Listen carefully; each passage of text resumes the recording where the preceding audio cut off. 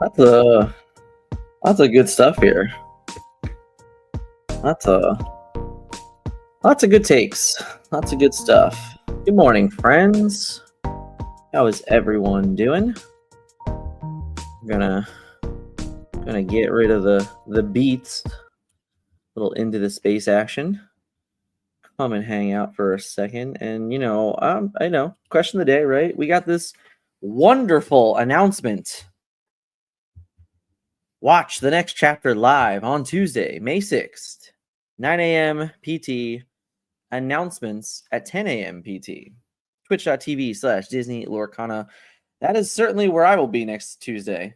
Normally, right? Normally we would be kind of going live around that time. And hey, we might actually still do it. There's a world where I certainly decide to be live and kind of live react to it, but I don't know. We'll see.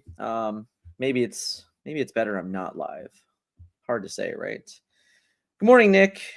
Hope you're doing well, sir.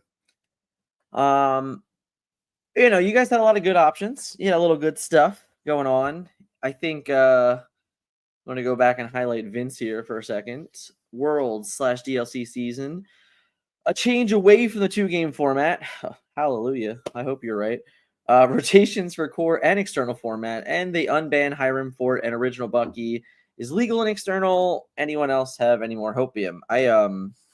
I agreed with the majority of the things you said in that, but I do not agree. I'm the type of person that if something is banned, it's banned. Don't bring it back. Please. We've had enough of it, That's just me. I also don't think there's any world where they're going to un-errata Bucky. Never gonna happen. I don't know. That's my opinion. Who knows? But yeah. Fun weekend. Coming back. We had a long couple days in Arkansas. And shout out to the Lucky Llama and Shark Gaming and all my friends that we made over the weekend because it really, really was a blast. But I did not expect to to go in yesterday morning. I had a coaching session with a new student, and when I came out of it, we had seen pings from everywhere, and I wasn't sure exactly where they were from. But like, oh man, guys, there's this cool announcement. And it's great. Like we finally got something, It finally happened. And it was just an announcement about an announcement. There's there's some good things about this.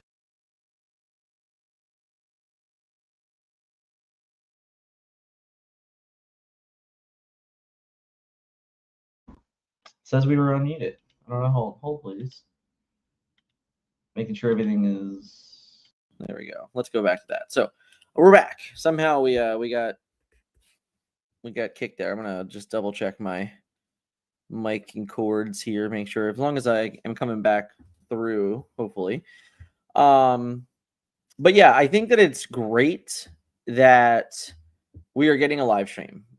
I think that it was very missed for set 7. So getting a live stream for set 8 is phenomenal. What it is notable is that they are specifically not calling this a lorecast. They are calling this the next chapter. I don't know if I would.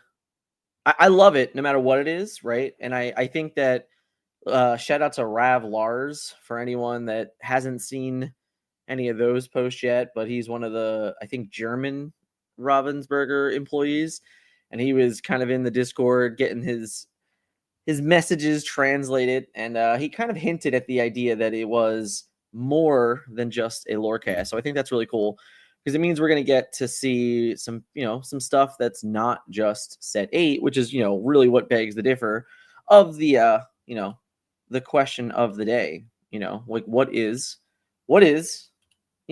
do we hope for? What do we hope we're going to hear on May 6th? I think that I have some theories here. I have some stuff that I'm going to talk about. I'm going to bring up, and we're going to discuss it, right? But I think that really is kind of like, I guess really what I'm trying to get out of this is like, what do you need to hear? I think there's a big compliment, like a big thing on what is let's bring the chair back up. We slung down a little bit. So I think there's a big thing of like, we have been quiet. Like Ravensburger's been quiet for 6 months, realistically, right? So DLC Seattle happened. We had EUCC, NACC, and then DLC Melbourne. But in that period of time, they have not really been vocal. We didn't get a lore cast. We didn't get much more. Obviously, we got the ban for Hiram and Foresphere a few weeks back, and they did a little bit of a Q&A within the Discord, which is kind of cool. But it wasn't a really good line of communication about, things to come and all that stuff. So now that we're getting this live stream, I think it's great. I do hope, and I really do hope it is a live stream and not just a pre-recorded live stream. I'm really hopeful for that, but that may or may not happen. We shall see. If it's called the next chapter, I would love for it to be treated as such. And in the last couple Lorecasts, we've seen kind of just the pre-recorded videos for everything, and it's great for a higher production and everything like that. But I think, or I should say, for me, I would love for it to actually be live, for them to actually interact with chat and kind of, just have that real conversation. We'll see if that happens. My guess is that it won't, but hey, that's why we're kind of talking about it, right? Bring back the runner-up mats for set champs. I mean, who knows? Maybe it's a story cast. It's possible. I think it's got to be rotation, worlds, and DLC. It only makes sense. We'll see. We'll talk about. They will never interact with you ever. Come on. I mean, I hope. I don't ever like to say never. I also, hey, listen, I come from a wrestling background where never is a word that we just can't use because you never know what can actually happen. I think a lot of the online clients shout here. You guys really all right. I mean, I don't know. It's been almost a year since the removal of Pixelborn, which is crazy to say. I was actually talking about this with JD's Quest over the weekend, little peek behind the commentator booth, right?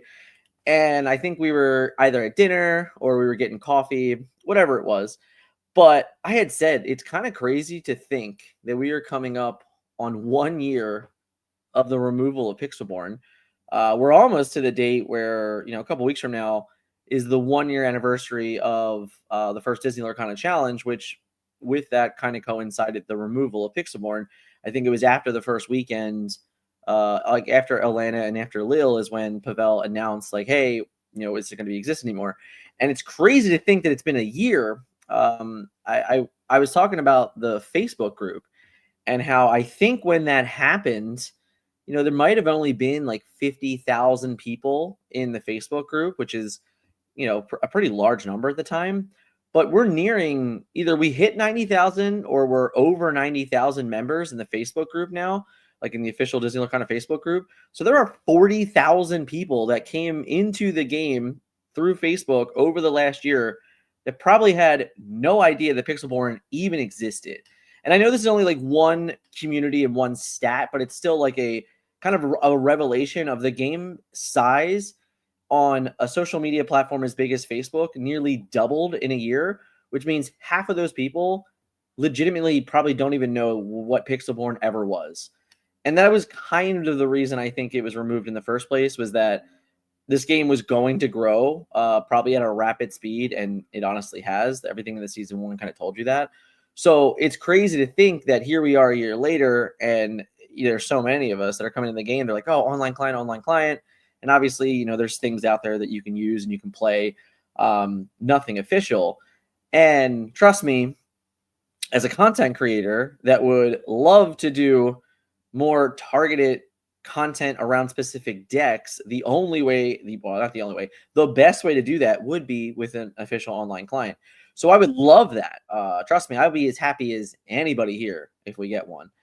But it's really comical to think that here we are a year later, coming up on the 1 year anniversary of the removal of Pixelborn, and maybe that comes out. Maybe that's part of the next chapter. I think we would love that, right? I think we would love that. Hard to say though. Hard to say. Ban Pete, man, is this TFM Ben in disguise? If it is, let me know. I know it's not, but I think you've been talking to Ben too much. You told me you would never give me a piggyback. That's not true. I said if I give you a piggyback, I don't know that I would get up. You know, like I got some strength to me, but you know, let's be honest here, Vince. You're much bigger than I am. Love you, but it would be very difficult. It would be very difficult. I mean, it says something that we already had 2 online clients in less than 2 years. Maybe. Never pairing software launches 1 game format for DLC. New pairing software assigns the player with priority. Interesting. Aha, happy as a clam. Touche. They're going to announce Lorcana, the animated series. I mean, listen, bro, I am all for that. I would 100% watch a Disney Plus show for Disney Lorcana. It would be A+. I don't even care if it's like 5-minute shorts, similar to the I Am Groot series, you know, like something like that. I would be 100% for that. That would be awesome. There's so much about the Illuminarian and like the world and stuff that we just don't know enough about. It would be so cool to just see it. I'm like super A+. I don't know. I all about it. Too much in-person experience. Need to fix before releasing an online client. Not sure if I understand that one. Bro, it's some random crap that Lorcana, the animated series. I'm going to be mad. New IP announcements. I guess it would be cool. You know, they announced Pixar at D23, right? So we know Pixar is coming in 2026 is the assumption, right? I think that was what was coming out. So it would be cool if we figured out that like what IPs were coming. That'd be cool. You know, that all seems fine to be a part of the next chapter. I'm all right with it.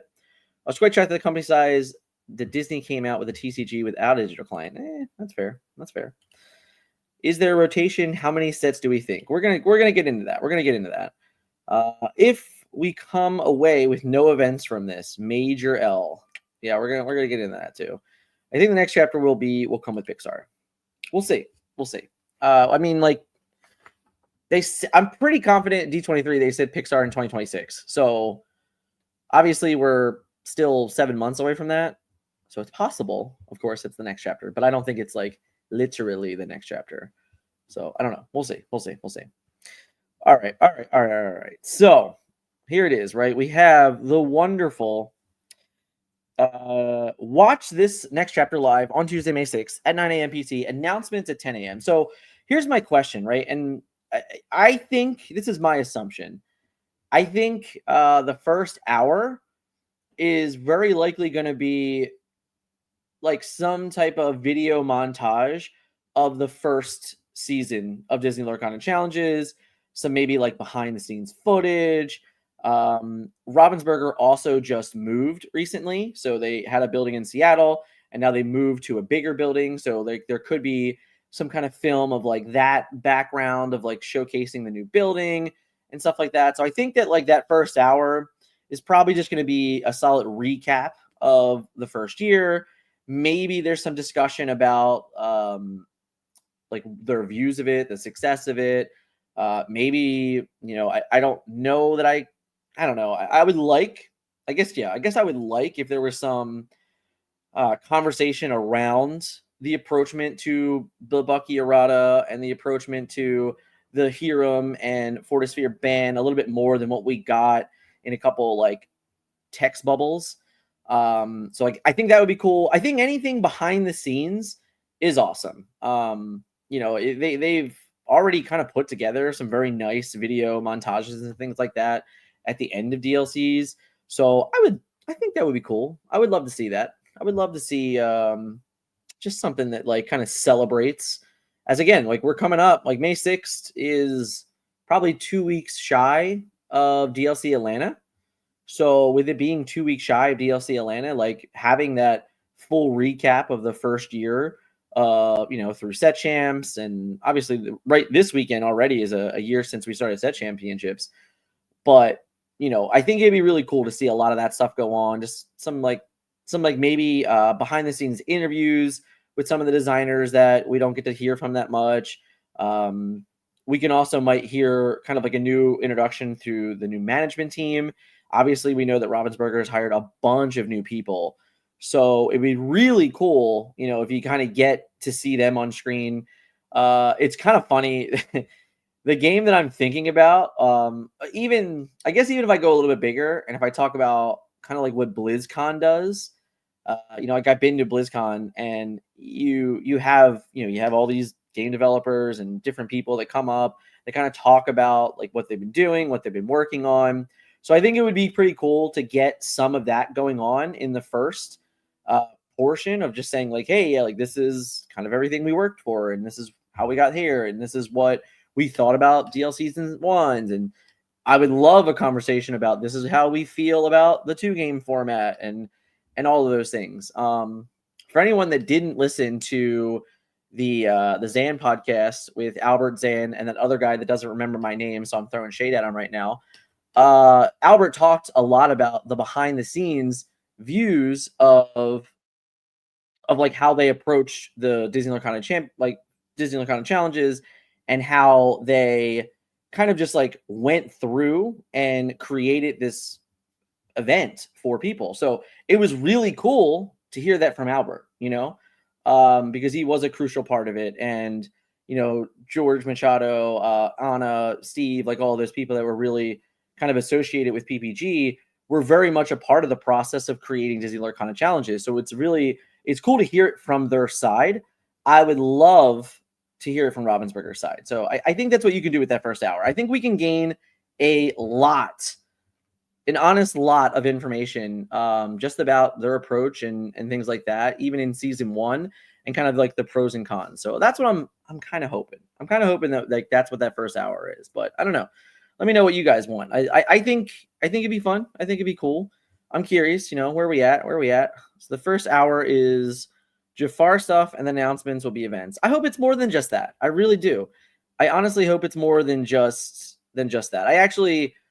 I personally think the next chapter is going to like start in a way with it. So I don't know. Oh, hi, James. The next chapter seems very much like a PR phrase and not an actual name of something they're producing. That I agree with. I think of it like just like a show. Like, like if this is something, instead of doing the Lorecast, if the next chapter is just something that we get every quarter, because that's the new name of the show, I think that I'm okay with that. I think it's probably better than the Lorecast. I know from the moment it was called the first chapter, I've always said like chapter 2, chapter 3. Like I like it much more than set 1, set 2. I think it made Disney sound different. I think it made it like feel it was telling a story through the sets. So I kind of like the idea of when is the announcement? I got you, boo. It's right here. Here it is. Boom. It comes May 6th. May 6th, 9 a.m. PT, which is approximately 1 hour from right now, next Tuesday. Bloodborne was not chapter 2. They did say so they did. I get it. But I was saying, I'll quickly bring you up here. Like I was just saying that I've always looked at it like that. Instead of calling them sets, I like the idea of calling them chapters. That's all. I thought that was like a good way to separate them from the norm, if that makes sense. So as an example, in Transformers, they weren't called sets, they were called waves. So it was wave 1, wave 2, wave 3, wave 4, and then wave 5 before the game was canceled. But I like the idea that it was different. That's all. That's kind of all I'm at. That's all we're saying. Lots of people do that. I even do it. Fair. Is the name of the stream? Yeah, exactly. It is. And shout out Corey. Shout out all my friends in chat. We got Gary in chat, Vince in chat. We got John over on Facebook. Hope you're having a good morning, sir. Lots of stuff. Lots of enjoyment. Judge program. We'll talk about it. We'll get into it because we'll go through the process here. But For anyone coming in, as we're moving through the day, the question of our day is, what do you hope to hear on May 6th on that stream? Like, what is it that we have been in this like just the dark about for so long that you're like, man, what do we want to hear? What do we want to hear? Here he is. Great job in Fort Smith. I made it home. I was the rider that left in the storm. Bro, I'm so glad that you made it home. Okay. Listen, guys, you don't understand. He comes over and he says goodbye to us. He's like, I don't know why I made the choice to ride a motorcycle here. And I'm like, wow, that's crazy, but all right, that's cool. And then I go out and I'm looking outside and it is a torrential downpour. And I'm like, yeah, no, I wouldn't leave right now. like, oh my God. So I'm very glad to hear that you made it home safe and sound. I really, really do. I hope they crush this. Lorcana explodes. I like Disney Lorcana, guys. It's Disney. It's Disney Lorcana.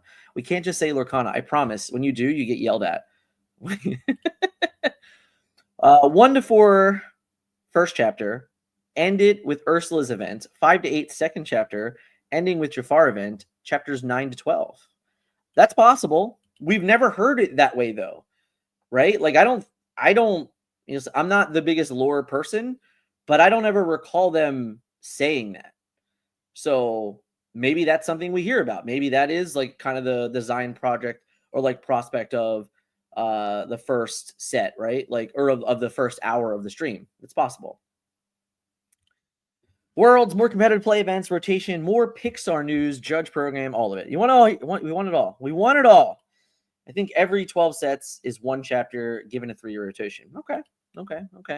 Fabled to be like MTG core sets, like 10th edition rotation comes every 3 years, every 3rd chapter. Okay, I can see it.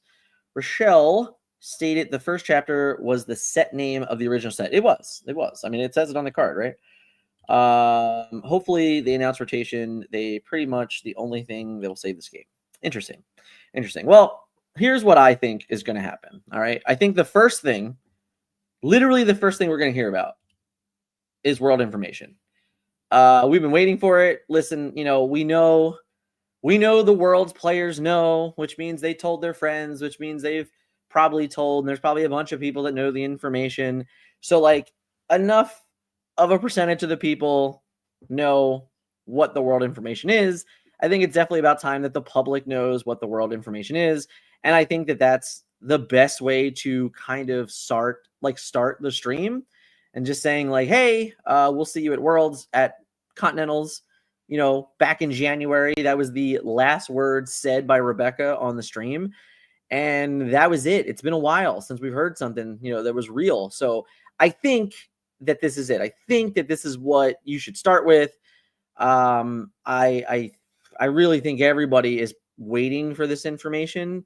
So this is where, I mostly expect it to start. And I think it's also notable that since so much rumblings have gone around about all the people that know about Worlds and things like that, it's just like, hey, it's okay. It's time to tell everyone. Everyone needs to know how to move on, Everyone needs to know how to move on. We need to know when things are happening, how things are happening, why things are happening. I think all that's really important. And at the end of the day, we need to finish year 1 before we start year 2. So before the next chapter even happens, we kind of need to close this chapter. So I think it makes sense that we're going to start with that information. That's kind of where I'm at. Okay. Kind of where I'm at. We'll see. I really do not like the idea of rotation at all. No rotation makes collecting end cards who never saw light of day have potential of every new set. Also, everyone is still really new to this. We'll talk about it. After we get the world's information, we will get the Reign of Jafar, right? I think that this might not be a lore cast, but I do think we're going to get, it makes sense that we're going to get some Reign of Jafar. Maybe we get some information about how to find information about Reign of Jafar. Maybe there's some light shed on that. If you guys recall, there was kind of a spoiler week for the media and content creators of the game that we just spoiled like basically the entire set in like, I don't know, 8 days, 9 days or something like that. It felt like it was 10 to 15 to 20 cards a day. So I kind of expect that will also be talked about in that first hour. We'll see. But yeah, I think that this is definitely it, right? Now that they have the platform, now they're going to be live.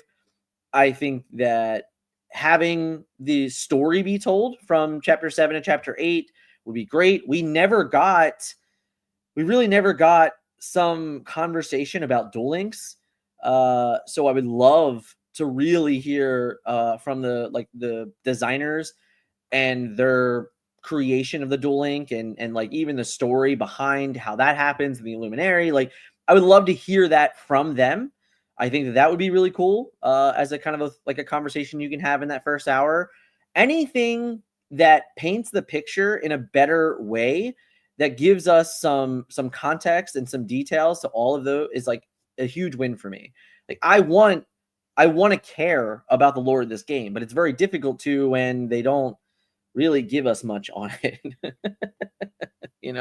Like I would love, yeah, right? Like this is another one, right? Like they left a lot of mystery out of Arcasia. Like, yeah, what's up with that? Like we need some stuff. I think. All right. I was saying I think we need some more context. That's all I'm saying, guys.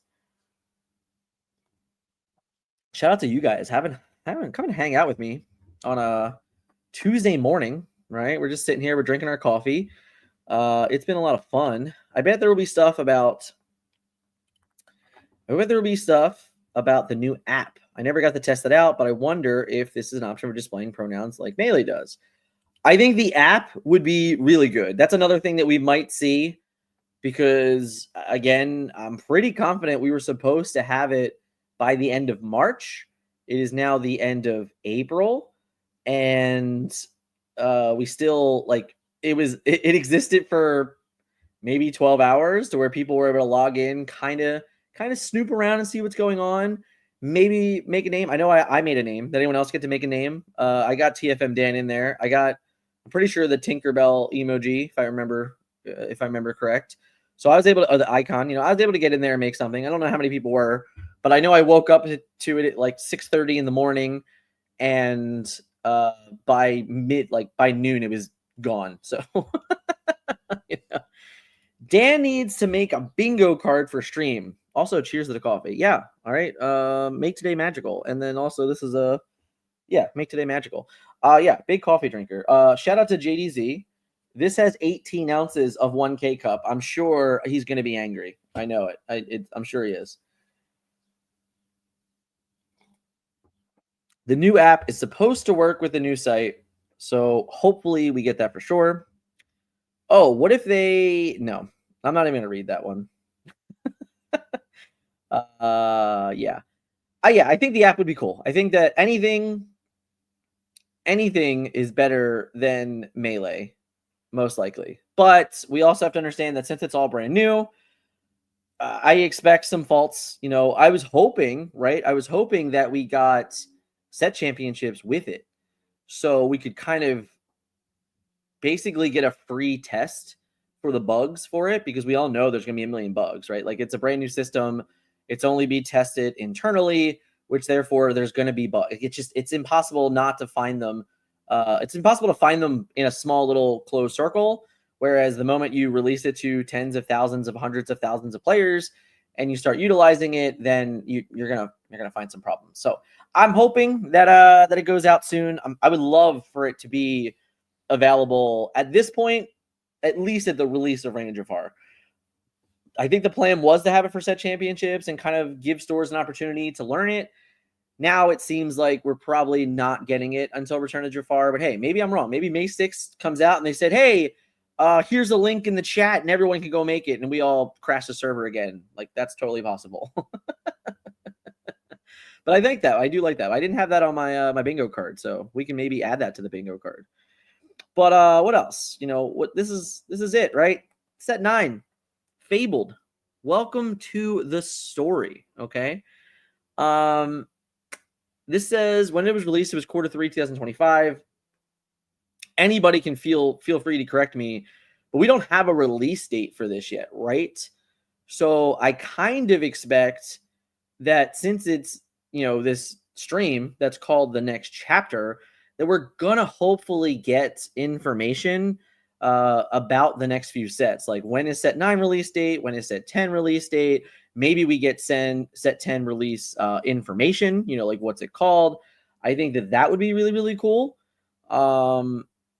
Anything, I said this, I think I said it last week, maybe the week before, I don't know. Anything that gives us enough information to plan for the future is great, because set 7 came out a couple weeks after it was anticipated, right? Like, basically what we had heard is that they considered Christmas and New Year's like holidays, so they kind of like they removed those business weeks, and they're kind of like more working on like a 50-week business week in a way, or a 50-week business year in a way.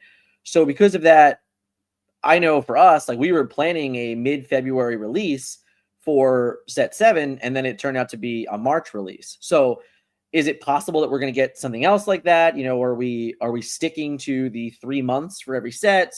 Maybe, are we going to kind of restructure and go 3 months into 14 weeks, switch between the 12 and 14 weeks, and maybe give a little bit extra time for certain things like planning around Disney Lorcana challenges and stuff like that. I don't know. I'm just saying. I think that would be cool. So anything about set 9, I do think that we're going to get hopefully something, a release date at the very minimum.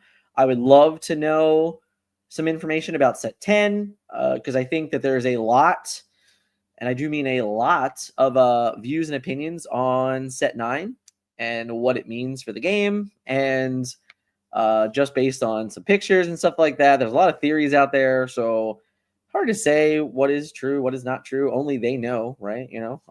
So I don't know. I think Fabled will have more Musketeer tribal synergy. I like it. There are a lot of stories for Fabled to pull from under old Disney Fabled TV series. I'll be honest, I would not know. I think they may reveal Pocahontas or the Black Cauldron. That'd be cool. Shout out Jorge. How you doing, sir? They could do a release schedule for the next 4 or 5 sets. Yes. I hope so. Honestly, the more information, the better. It would be great to have that type of information. I'm with you. How's everyone doing? You guys are hanging out. Lots of chatter. We're talking about next week in the stream and everything that's coming out with it. And if you're new, if you weren't here to start, question of the day: what do we hope we'll hear on the May 6th stream? Like, what are we hoping for? There's so many things that can happen. We know that it's at minimum 2 hours. The first hour, it said on there, will be whatever it is. We don't know what it is, but we know that the announcements aren't happening for the second hour. So coffee is a hot and vibe is good. What's up? Thank you. I have very low expectations. Jorge, why are the expectations low, my friends? I think, this is my personal opinion.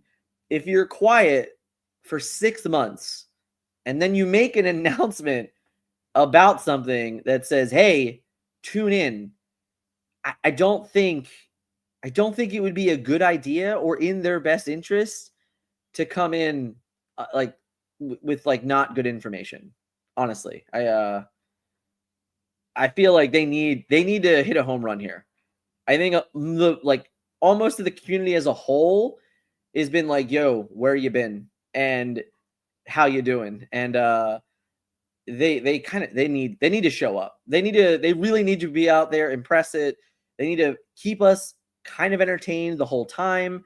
They need to deliver information, and as much information about said information, the who, what, when, why. Like, we gotta have some stuff.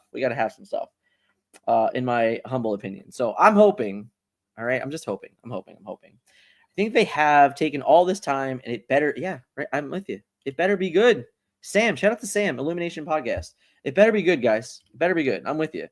I'm with you. If you have low expectations, that's fair. If you have low expectations, you give yourself a little thing, right? Orby announces Dick Burns is bad for the band. I promise you, they will not do that. No chance. No chance they do that. They have to know at this point. It has to be a major now. Yeah, I'm with you. I'm with you. This made this announcement relatable to PPG's 15K. I do think there is somewhat of a coincidence, okay, that PPG comes out big 20K weekend coming up 4th of July. We're going to talk about that soon. Don't worry. Big 20K weekend though. And then a few days later, Ravensburger makes an announcement. That's all I'm saying. Potential link, but I'm just, maybe it's coincidence, maybe it's not. I don't know. I'm just saying, guys. I'm just saying. It's always possible. It's always possible. If they don't info dump hard for basically the next full year's plans, people will riot. Probably. Probably. They need to not. Yes, I don't want to see any pack rush. Any, like none. And I definitely don't want to see any villainous gameplay.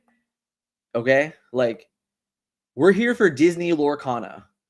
We are not here for villainous. And it's not like villainous is some other. I get it. You guys you're all under the same bridge. You're trying to sell product. I get that. But this is not the time for villainous. Please don't make me like literally turn off the stream. That's please. Oh man. Whew. I can't say that, James, but good morning. Hope you're having a good day. That's our secret. We're always right. Exactly. They're gonna come out and stop.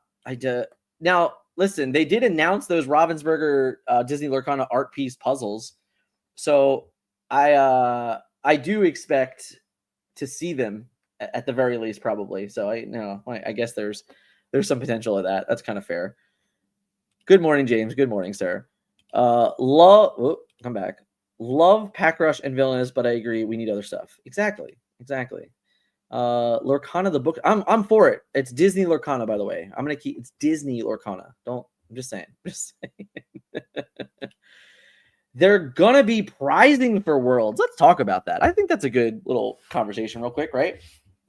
All right. So at this point, we have to assume that the Disney Lorcana Worlds is 28 players. Period. I don't think anyone else is getting in. I think that's it. Initial thoughts to 28 players? Super weird. Really wish they would have got to 32.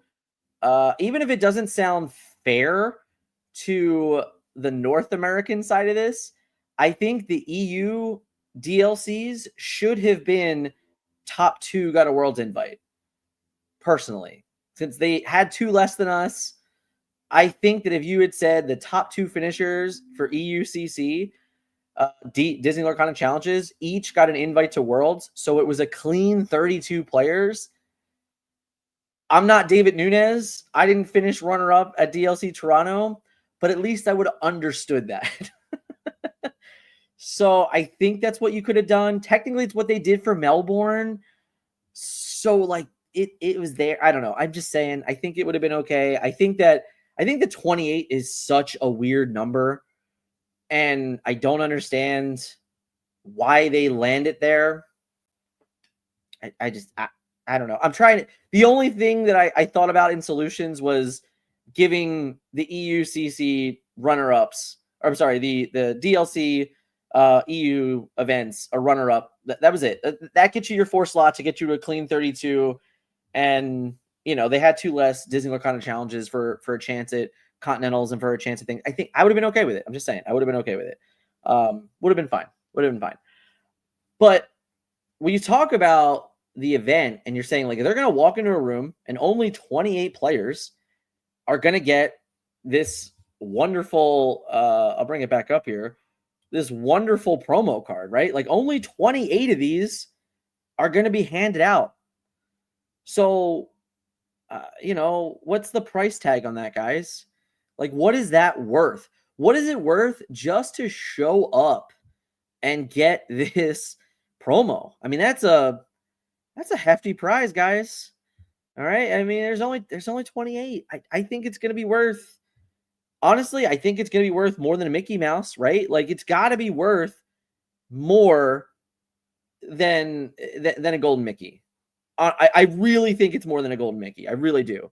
So just for showing up and participating, they're being handed, you know, I don't know. Let's say it's low, and let's just say it's 20 grand. So just for showing up, those 28 players are getting handed 20 grand. So when you talk about that type of stuff, okay, what does that mean for pricing for the rest of it? You know, like, obviously, like, walking in and then getting invited to a tournament that hands you a $20,000 bill is kind of insane. And, like, listen, it might be more than that. It's very, very possible that it's more than 20 grand. I'm just saying, if we stick with the low minimum and the bare minimum, it's 20,000. So from there, what do? It's very difficult. We also know the winner is getting a one-of-one Mickey Mouse, right? The BLT. I'm not sure if it's the same one or not, but I know it says like one-of-one world champion, whatever it is. I didn't get the image for it. I probably could. But yeah, I mean, that prize in itself is probably actually insane. We've been talking about it a little bit in the team chat. I'm of the opinion that whoever wins that Mickey, if it were to be sold before they leave to whomever, I think it's like at minimum $300,000.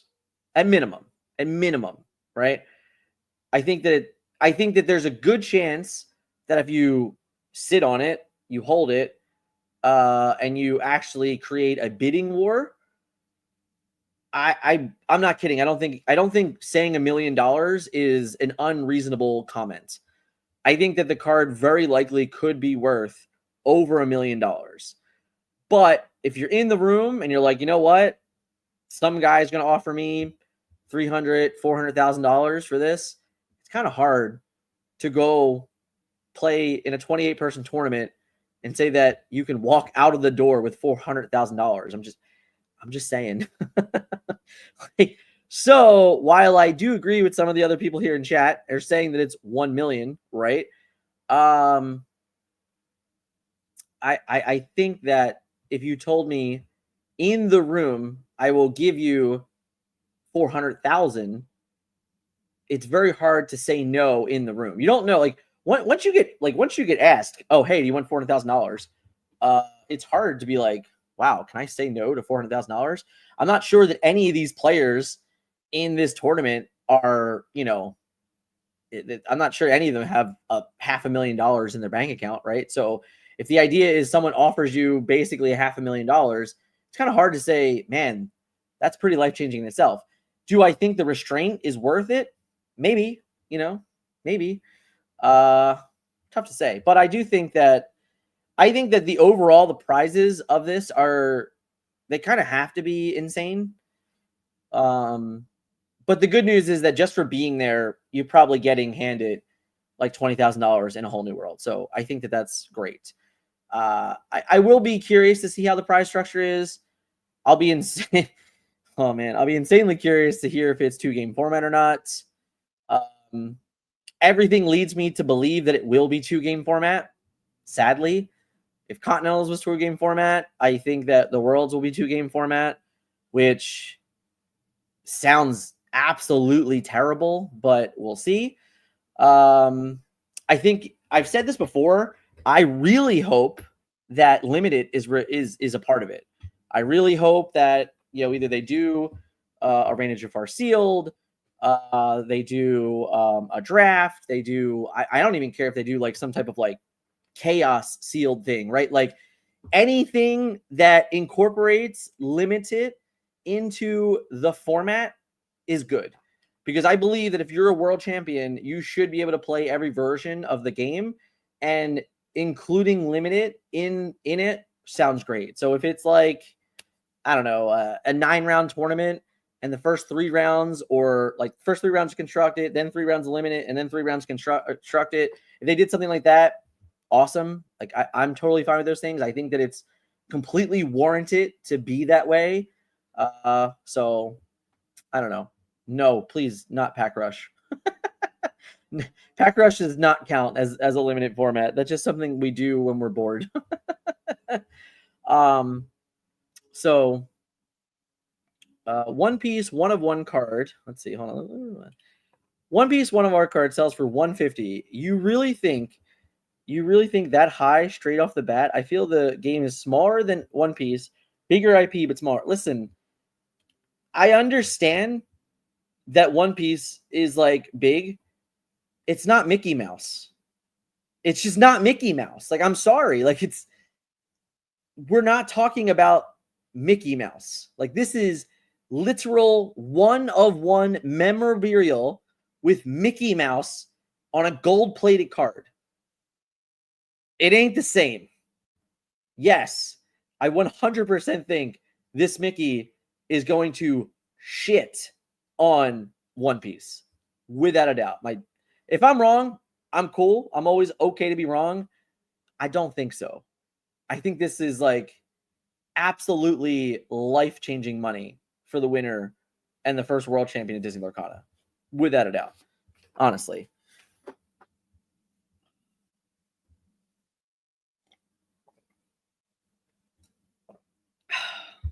What did I miss here? What did I miss from Mickey Dobbs on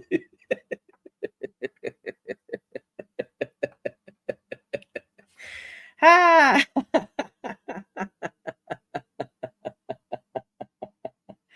That's good. That's good. That was good. That was pretty funny. Right. So while I think this is true, okay, I don't think Mickey is going to be 2 million. Maybe someday, right? Like maybe someday, if in 20 years Disney Lorcana is officially the biggest game in trading card game spaces, then maybe that Mickey starts going for some absolutely insane numbers, and the person who purchases it will be able to flip it and all those things. But I don't think the initial purchase is going to be 2 million. I think Post Malone will most certainly will have spent more on the One Ring than someone will spend on Mickey.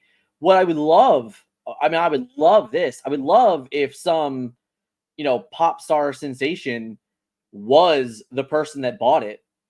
That would be great. I think that Post Malone being like massive in Magic is great for Magic. By the way, shout out to Post Malone. I've shook his hand. I've talked with him in a rehearsal scenario, and he is an incredible human being. Like he spent about a week in the facility that I was working in, walked around, very humble, very nice. Honestly, shout out to Post Malone. I wish he was attached to Disney Lorcana because he would be a phenomenal ambassador for Disney Lorcana. But so seriously, it'd be cool if whoever bought Mickey was like that type of person. That would be really cool. What else do we got? You guys are crushing it today. Seriously, shout out to you guys. One Piece is cooler than Lorcana, in my opinion. It's Disney. We're adults. We have credit cards. Crippling depression. Mickey is. One Piece is also run by Bandai, which doesn't know how to properly run their own game, and they're only okay. That's fair. Keyblade Mickey honestly would go hard. Yeah, I agree.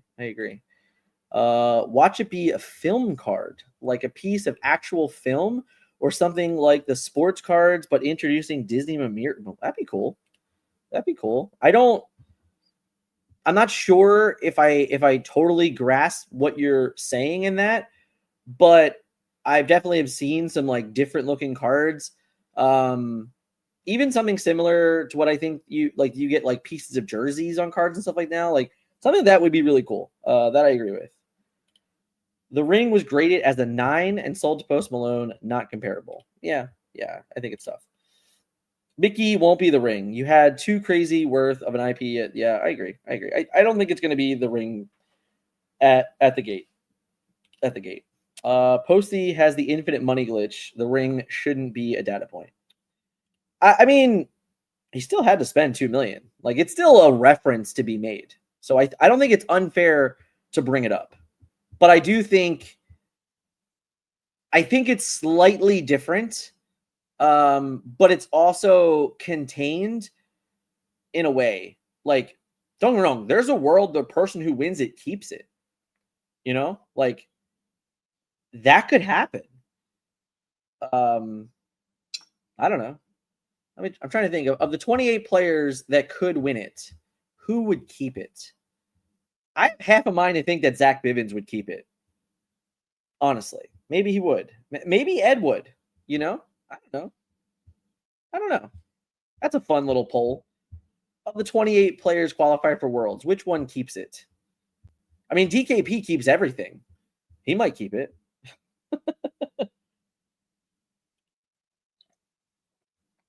If we ever get Kingdom in Hearts and Fabled Enchanted with film SD. Okay, that would be cool. A piece of Walt Disney. I don't know about all that, guys. I don't know about that. Would any of them put it in a deck to flex? Is it legal? Would it be legal in a deck? That's a good question. There's always a number for sure. There's always a number. I agree. But yeah, I don't know. I think it's cool. I think the pricing around Worlds will be very interesting.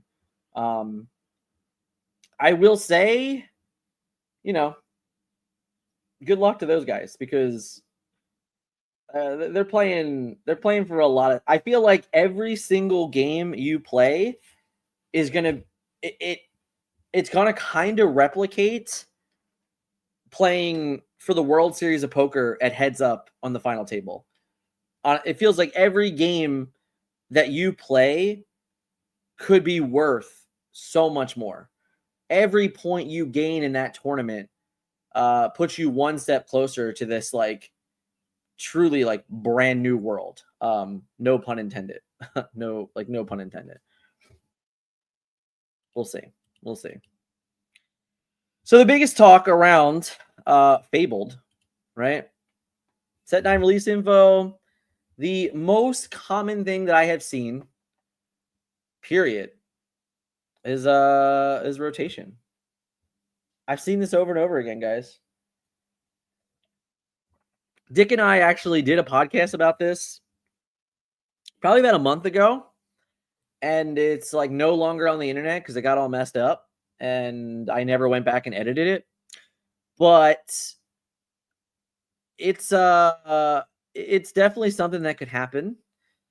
I think if we just think about it, right, a little bit analytically, okay? So I just told you, well, like this is like a half hour ago. I told you that the Facebook group a year ago had like 45,000 people in it. Now it has 90,000 people on it, approaching 100,000 people. And the game continues to grow the longer it's been out. So while, let's just say 75% of us, maybe, that's not even a true comment. I can't even actually make that comment. So let's just say half of us have been around since the start of the game, and half of us have a collection that runs, for me, in my house right now, there are two complete play sets of Disney Lorcana, right? My play set, Scott's play set. So would it suck if all of a sudden rotation happens and these cards are no longer legal? Yes. But I also look at it very differently, because if I start it in August of 2023, like I did, how many times have I played Tinkerbell Great Fairy? How many times have I played Friends on the Other Side? How many times have I played Mana Mim Fox? I have spent the last 2 years playing these cards. So I understand that there's like this this loss for cards that are like worthless, but what is your time worth? Like are we really going to complain about something that if it goes away, we didn't get to use it for 2 years? Like we've been playing with these cards for 2 years. So it's not like they were worthless. They weren't worthless. They gave you nothing but joy or anger for 2 whole years. So I think that if set 9 is a rotation, that's okay. Honestly, like I think a 2-year rotation in a game that's getting 4 sets a year, I think it's okay. I really do. The only question is, what exactly is the rotation? I think that this could have a conversation about what are the chapters.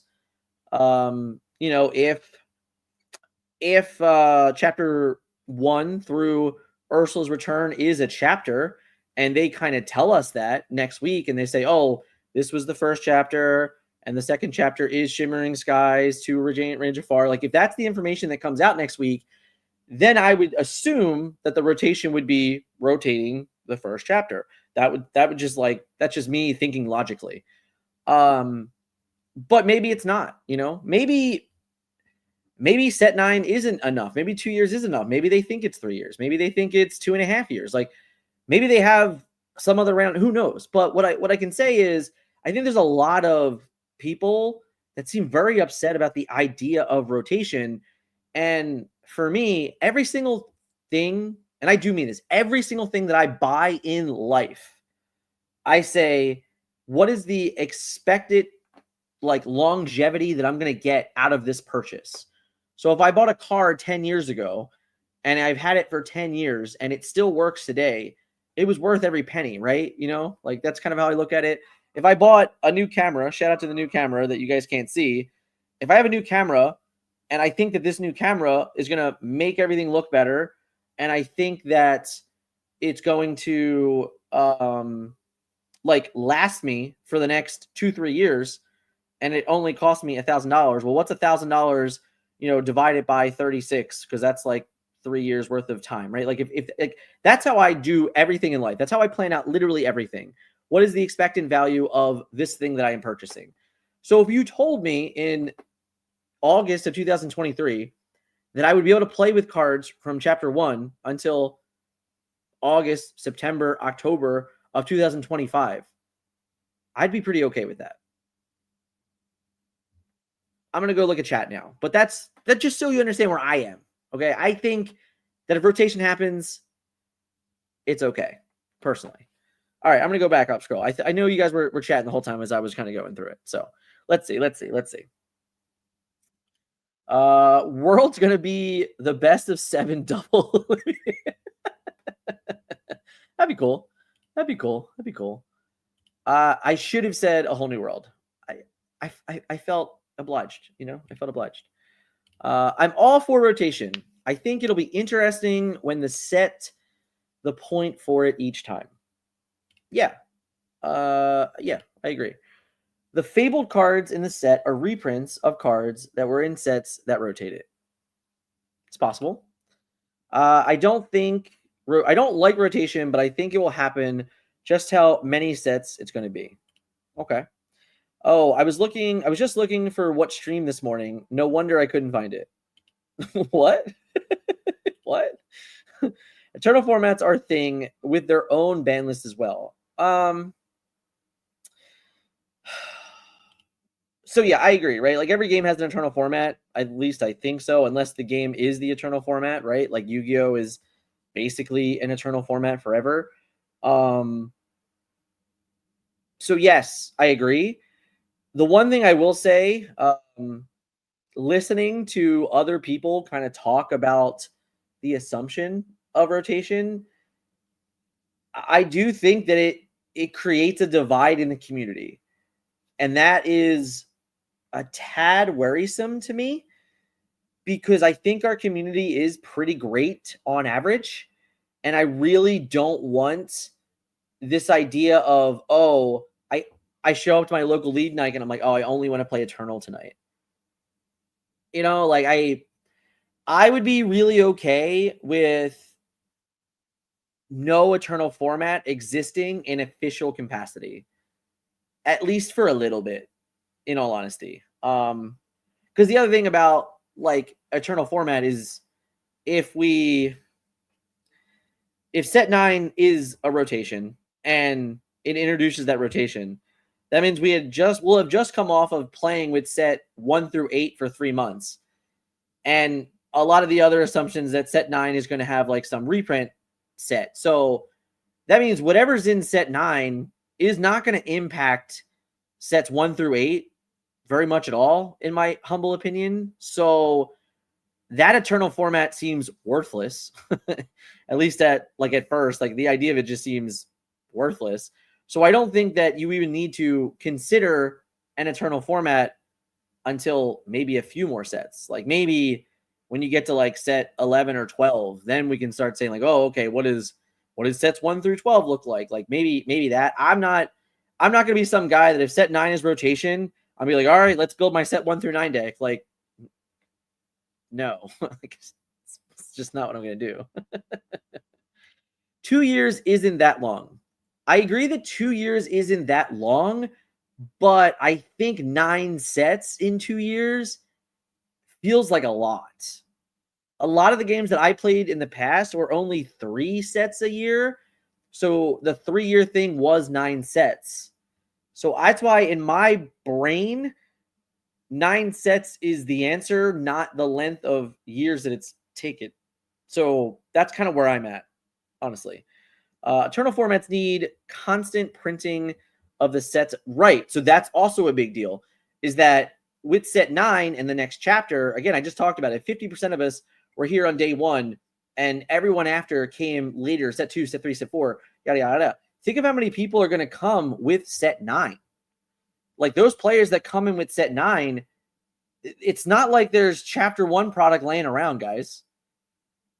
There isn't. Now we might be getting a very large portion of it to all of those new cities like the Philippines and stuff like that. Like all of those new places in the world that are getting the product. I think that I read it's all English product. I think that. If I'm wrong, someone can let me know. But I thought that I read that it was all English. So there's a world where we're about to get another large reprint. However, I don't want to get political, but we start talking how to get that from here and tariffs, all that. That's a whole lot of hodgepodge too. So I don't know. I agree though. It does. It turns into, when are we going to reprint X? Will we ever get a set? If for anyone that's in Magic, they understand this, but they do sets that are like Modern Horizons, when one of their format is a modern format, which is an Eternal format, and they've specifically come out with a set that has reprints for modern cards to make the price of modern dip a little bit. That is so far into the distance that it's insane though. Like when I started playing Magic in, I don't even know what year it was, like 2002, 2003, 2004, somewhere in that area, when the first Mirrodin set came out, I'm pretty confident that at that point in time, there was not legacy sets. And that was, you're talking 1992, 1993. You're talking like 10 years into Magic. And they didn't have Eternal sets yet. Like they didn't have those things. So this is something like this comment here is like, this won't exist for ever. Like we're talking 5, 6, 7, 8 years into the distance potentially. So that's also something to note about Eternal formats. And for all we know, there could be reprints. Sure. I can't live without my bounce package. You're going to have to, bud. Listen, we're already building decks. Yesterday on the meta report, the Amber Amethyst deck had 2 foxes in it. That's it. No goats, no snakes. Just all we had was 2 foxes. Move on. It's okay. We'll be all right. Yes, let the bounce package die. You have to remember other places outside the US did not get the same release schedule. Yes, I totally agree. That is a very fair point. I also think that this is like part of the potential reason why we might get a very limited organized play season in North America and EU. I think that's why you're seeing a big focus on Japan. I kind of expect to see some of these other new places that are getting product that they're going to start up and they're going to have a bit of their own scene. And I really think that Worlds this year was limited for the reasons it was because of where the game was located. And that as we get further into the game, there's going to be more opportunity for more countries to participate in Worlds. So like, I think there's a very good chance that this year is actually just a slowdown. And we pump the brakes and we let kind of the rest of the world catch up. And that way we start next year kind of all on the same foot. But I'll get into that in a second. You guys are firing today. I can't even keep up. Lorcana is a TCG, right? So there is a collectible in it, meaning collecting is also determining the worth, not only the playability. Facts. I'd be devastated if Rapunzel got hit with rotation when we finally picked up nearly our full playset when it dropped to $40 a few weeks back. At least it's a really cool looking card. I mean, imagine if like Rapunzel does not get reprinted and all those DLC promos. What happens to them? I don't know. I don't know. I don't know. Pixar next year makes me sense the new core set that replaces TFC. So 3 years before the first rotation makes sense also. Yeah, I'm still on. I don't care about the years thing. I care about the sets. I think we're getting sets very fast. And I think it's a lot easier to contain like a predicted metagame to the designers inside of 8 sets rather than 12 sets. I also think it gives more freedom. Like, honestly, guys, think about this. When is the last time that a Steel song came out that you're like, oh my God, I can't wait to play that? I'll wait.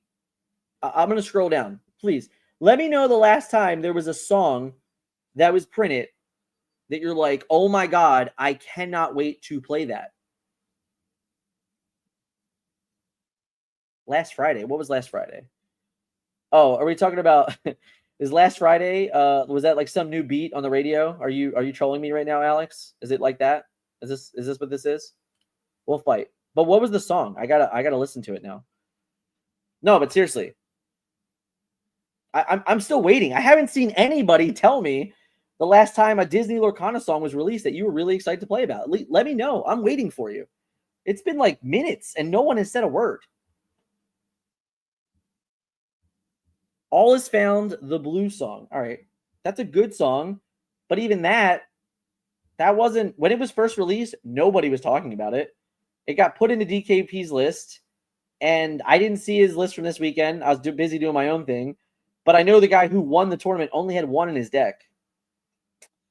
The Sing Together. And that was a fluke. Yep. The One Lord, One Draw. This Is My Family. Yeah, that card's not seen any play. I was actually hyped for the Rapunzel Steel song and the Location Ruby one. Yeah, but they're not seeing any play, right? So, how many more sets do we have to go that we're ever going to get a playable song again? Because Strength of Raging Fire, A Whole New World, Along Came Zeus, Let the Storm Rage On. How do you make a card that's better than those? Like, you can't actually make a card that's better than those, right? It's just like not possible. Not when they already exist. Do you really want to play against a Steel song deck that has another removal that they can sing for free? I mean, do you honestly want to play that? I don't want to play. I don't want to play against that. So when you think about if we go a whole other year, you're never going to play another song ever. Like, if you're an Amber Steel song player, you ain't never play another song ever. Just saying. I'm just saying. Oh, you're welcome. Maybe I feel like that's probably the last song that is truly a meta staple for a portion of time. So I think that's a good call. That's a good call. But yeah, So that's all I'm saying, guys. That's all I'm saying. Imagine getting 20K a whole new world for Worlds for only to rotate a week after. It could happen. A song like Thoughtseize, so we can strip. Don't we have a bare necessities? I mean, it's kind of like Thoughtseize, right? Close enough. I don't know. That's my thought. That's my thought. So yeah, that's why. I don't think. I think another year would be. It would be really tough. And honestly, even if you really look at it, guys. So we just banned Hiram and Fortisphere. If you look at set 6 and set 7, the cards that are most impactful this past weekend, like just really touch on like this past weekend, Maui Shark is a set 6 card. Doc is a set 5 card.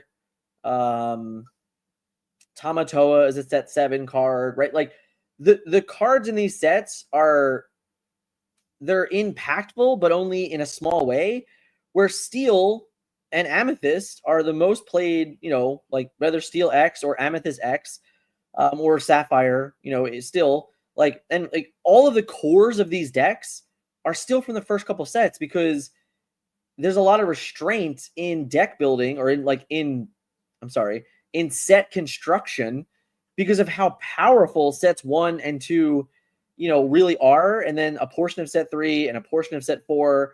Like, that's why I think you see a lot of restraint in set 6 and set 7, because it's really hard to make a card that's better than some of these cards that already exist. Like, what card do you have to make that wouldn't break the game that's better than Rapunzel?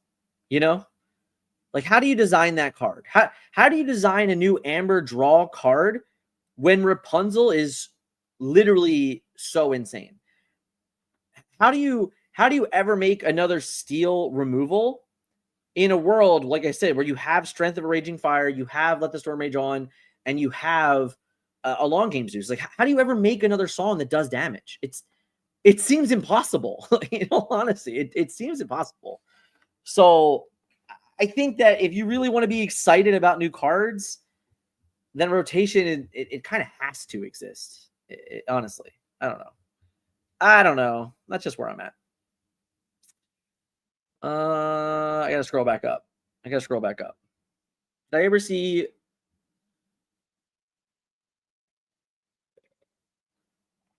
I'm Still Here is probably the newest song seeing play, and even that, it's not like that was oh my god, I can't wait to play I'm Still Here. You're just like, oh, I want to protect my Diablo. That's all it is.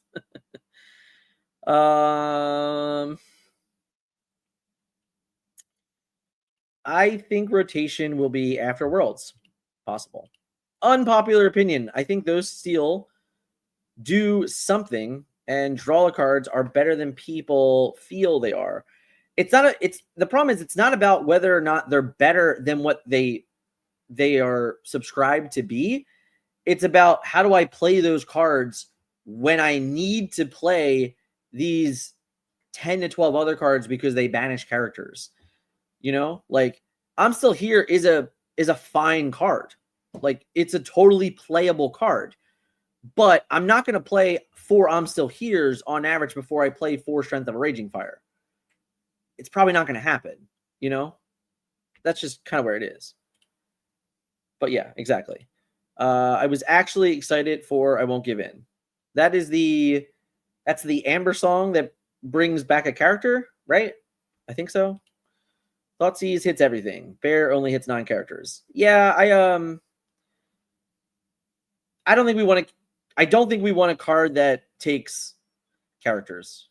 Honestly, like, does anyone really want to play against a card that on turn 1 they can look at your hand and remove a character from it? That sounds awful. I don't want to do that. Has anyone ever complained about cards outside of 1 through 4? Good question. Yes, people really hated Tamatoa and Bell and Ink Geyser. A lot of cards in this set people actually really hated. And then Hiram got banned, and I think we're all chill now. Sets 5 through 7 pump the brakes hard in compare. I think I don't agree with you on set 5. I think set 5 has some very, very good cards, but I do think that they are still slightly worse than the overall power and consistency of sets 1 through 4. But I do think that set 5 has some very, very good cards. I really do. Like Doc, Clarabelle. I just like to name a few. Like those cards are insane. In all honesty, I've never seen complaints about Daisy and Pete. Pete, I have seen a million complaints about. By the way, shout out to Ninja Harley, Additional Ink. If you guys weren't watching the stream this past weekend, this man literally sent us a package from him to the store. So we had some Dr. Pepper and some Uncrustables. And I just, seriously, thank you so much. That you did not have to do that. And I did not eat an Uncrustable. JD ate all of them. But thank you. I really do appreciate it. I really do mean that.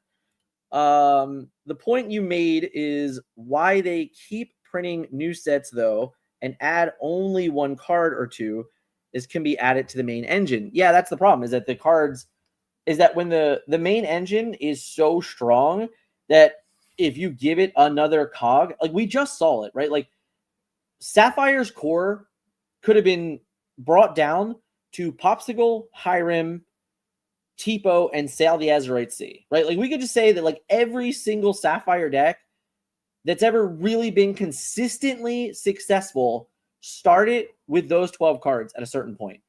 So the moment that you said, here's Tamatoa, Scrooge, and Belle in one set, 3 whole cards in one set, was just like, holy crap, oh my God, you know? And nothing else really said that. Like there's nothing else in set 7 that is screaming at people to be meta defining, deck defining, right? Like there's cards that are seeing play. I'm not saying that, but nothing was so much as so that like, wow, if you don't play Sapphire, you're kind of an idiot, you know? And it was very true. Like the metagame proved that. Ruby Sapphire, Sapphire Steel completely dominated the metagame and would have been 85% of all your set championships if Hiram wasn't banned. It's a fact. Okay, it's a fact. So that's the problem, is that in now when you look at that, getting Tamatoa is great. Like Tamatoa now is the new draw engine that Hiram is removed. So it's the same type of thing that could have happened if there was a rotation. Like it just means like, oh, instead of paying 4 for a 1/6 that when you play him I draw 2 cards, and when he quests I draw 2 cards, I got to pay 6 for a 4/5 and then get 2 items back, which is effectively drawing me cards. Like it's hilarious to think that Tamatoa is the most watered down version of Hiram ever, but it is. It is. But I think that you would have a lot more room in a rotation format, and you would look at cards way more differently if you didn't have the sheer dominance of a card like Rapunzel, of a card like, the Madame Mim Merlin package, of cards like A Whole New World. Like the list goes on of all like those crazy impactful cards. So that's where I'm getting at, is that it's so difficult to make more cards without completely breaking the game the longer you're in a large card pool, which is why I said in most games that I have played, 9 sets has always been the rotation. It's always been 8 next set, rotate, 8 next set, rotate. Like that's how it's always been. So I get that it's only been 2 years, but we've just been getting sets faster than the normal, like a normal, especially a new game. That either we've gotten, like we're about to get 8 sets in under 2 years is kind of insane. Honestly, I think it's actually insane for like a brand new card game. So, all right, I'm going to try and catch up. You guys are killing it, by the way. You're keeping this active for sure. It's not good either that someone might want to play Amber Steel as a new player who is trying to spend 200 or yeah, I get it. Like if whoever bought foil Hirims, the day before Hiram was banned, they feel bad. I get it. They feel bad. I totally get that. It sucks. So, That sucks. It does. It does. It does. But that's only like 1% of the game, you know? And that's kind of the truth. That like would I be buying enchanteds right now? Maybe not. Like like it's one thing if you want to buy it. All right, hold on. I'll go full circle, I guess. If you're gonna buy 4 Rapunzels to play in a tournament this weekend and then you win the tournament and you make your money back instantly on the Rapunzels, I don't think you're allowed to be mad about it. Right? Does that make sense? Unlike the guy who probably bought 4 foil Hyrims to play in his next tournament to find out that like you couldn't even do that because Hyrim was banned immediately. Like that guy should be way more pissed than the guy who bought 4 Rapunzels to play in a tournament, got to play in the tournament and won. So I think it's all kind of like a hindsight is 2020 thing. And unless they literally come out and say, okay, rotations today, boom, everything's gone, that would be terrible. The blowback would be horrendous. I hope that if there's a rotation, that's not what they do. Like, that's just kind of a duh. Like, don't just be like, oh, by the way, guys, here's set 9, and oh yeah, rotate. Like, we're done. Just like if set 9 releases on, I don't know, like whatever the first Friday is in September, and like upon release day, a tweet goes out by Disney Lorcana and says, by the way, these sets are rotated. Yeah, that would be terrible. Don't do that. But if you bought Rapunzel's right now to play in set champs, I think it's okay. Like if you're going to get a month out of your set champs, you're going to win multiple like set championships and win a play mat, win a couple listen, you spent money to win money. That's kind of how I look at that. So I don't think it's fair. I think it's way worse if they just literally like drop a bomb and then screw you over. Like, yes, if someone comes into the game and buys a play set of every card that gets that gets cycled or gets rotated out a week or two before they announce rotation, yes, that sucks. But I do imagine that it is a very, very small percentage that they're actually affecting that are people that are doing that. So I don't know. It's hard. You also, at the end of the day, you can't please everyone. Someone's going to be mad about something. That's a fact. And moving songs to actions to stop. Very, very true. Is how many sets will Rich hit? I don't know. I think that we could get that answer by them explaining what a chapter is. I said this a little bit ago. If the first chapter was actually sets 1 through 4, which is the first chapter through Ursula's Return, and then chapter 2 was Shimmering Skies until the Reign of Jafar, and then Fabled is this chapter 3, then I could see them literally rotating a chapter, which would be the first 4 sets. I think that if that's the explanation we get next Tuesday, that it makes perfect sense to me. Rapunzel is one of the best cards. And yes, I agree. Heffalumps. I mean, that card still doesn't even see that much love. Like, I don't remember the last time I saw a Heffalumps get played. If we don't rotation, set 1 tables will get more. Yeah, that's whatever. The cost is kind of just the cost. At the end of the day, you're going to pay to play the cards that you want to play. It's kind of that simple. Ursula made them stop making really. Yeah, 100%. Yep. I didn't know I'm Steel here was a card until. Oh, fair.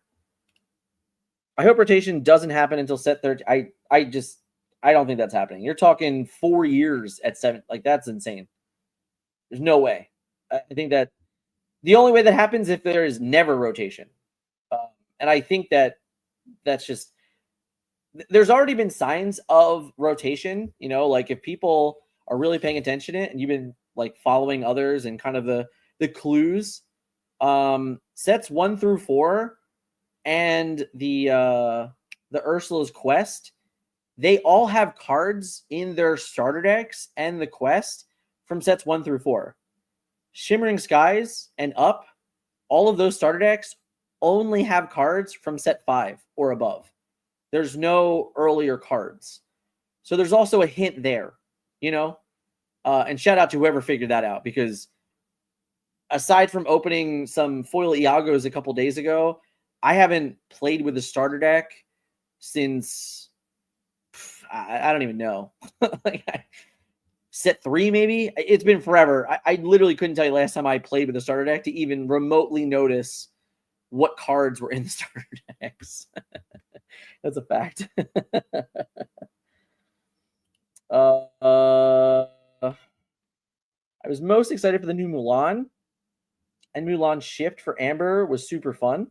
Questing in the top deck for Whole New World was, I mean, I agree that that's fun. Not very good, right? It's not very consistent, but it's fun. Jason would make some scary decks possible for the meta shift. I think this is a good thing.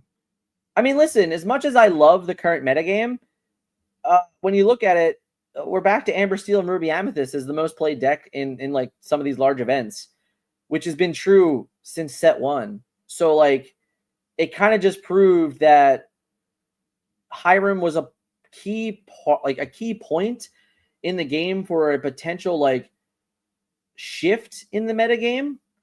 But the problem was that whenever Amber Steel was at its highest, whenever Ruby Amethyst was at its highest, there was always a contender. Whereas like Sapphire decks, they were only contending with themselves. Like it's just kind of a fact. So that's why the critical point was too high. But right now, if you look at it, we're still, I watched a Whole New World win a 97 player tournament this weekend. Was it traditional Amber Steel? No, but like the card A Whole New World and Strength of a Raging Fire and Along Came Zeus, and like those were the cards that still won the tournament. And that's been true since the first event that I commentated in August of 2023 for Pro Play Games, when they did PPG Denver. Like A Whole New World won that tournament too. So like I would be okay in a world where we don't see A Whole New World anymore. I'm just being real. I honestly am. Elsa. I love Elsa. I don't know what Elsa was for. That was probably something I said forever ago. As much as I want the card that rips a character, I would hate to. Yeah, exactly. It would be terrible. I mean, look what happened to 2 cards being removed. Exactly. Fixed a lot. Heart, you're welcome, sir. Thank you. I hate Daisy turn 1, but 2. Yeah, I mean, listen, if you get the 3 daisies, we in trouble. We in trouble. Ain't like 8 cents. I think it was 6. I think it was 6. You don't make better cards. They are designing the game similarly to how they designed Magic the Gathering in the beginning. It's possible. Blue Steel used to always start with Hiram Pot Fortisphere. Facts.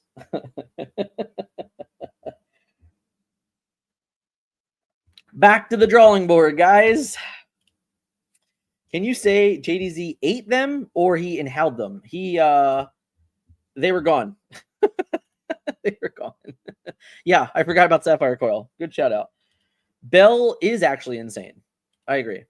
All the OP stuff came out first, and then it was slowly crept down to a consecutive iteration. Yeah. Do you think we will ever get a card where paying lore is... That would be a great design space. The only thing I'll say is that in Magic, it's called life points, right? And, there's a quote in Magic that says life is a resource, which is true.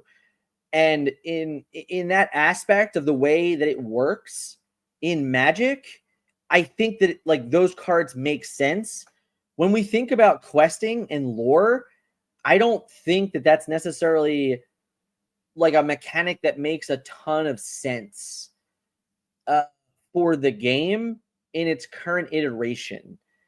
If you told me that there was some new story or subplot to giving away lore, like maybe that's the answer. Maybe you quest for lore and there's a mechanic that you give it to your opponent to gain something from it. That probably feels a little bit more on brand. And I do think that's design space that you could utilize. So that would be cool. But I don't think the general feeling of I'm going to pay with the lore that I gained for something, because it's just not the same type of like mechanic in general. of how you like gain those things. That's kind of where I'm at. Like, remember, we're not going to 0. We have to get to 20. So it's just a different type of thing, you know. Pour one out for my boy. I'll just drink another sip of coffee, okay? I'm actually surprised I haven't seen Baja Blast with Bell Shift and the Ink Geyser. Well, that's because the Emerald Bell still isn't very good. Rick 40. That's because there are no good removal in Baja Blast. It's not great. They have removal. It's fine. It's contemporary, but it's just not songs. It's not Steel songs. That's the answer. Every current meta deck doesn't exist post rotation. Well, if we assume, like, we've been kind of having the conversation about what sets are rotating. If we assume that it's set 1 through 4, then you have to look at the cards that are kind of the most dominant in sets 5, 6, and 7. And Doc and Clarabelle immediately come to mind. So, like, Doc decks have a potential. Daisy, right? Like Daisy. You still have Pete. So yeah, like Amber Steel, probably like the Dig Dug version, probably still fine. Amethyst Steel Docs, probably still fine. Control decks take a huge hit, right?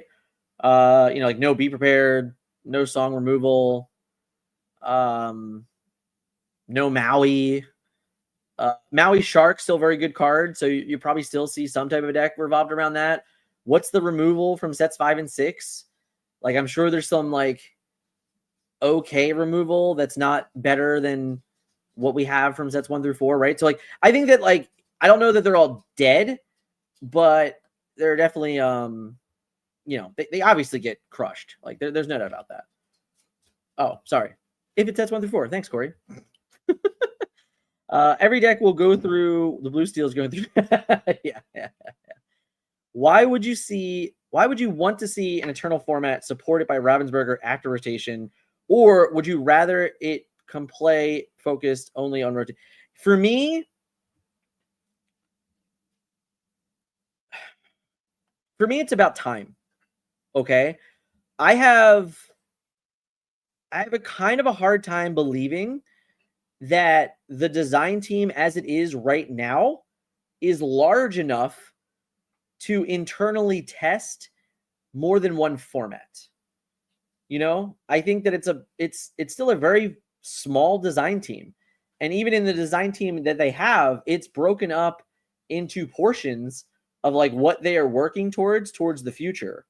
So I feel like you would need a whole other like set of team that their only focus was testing cards in an Eternal format.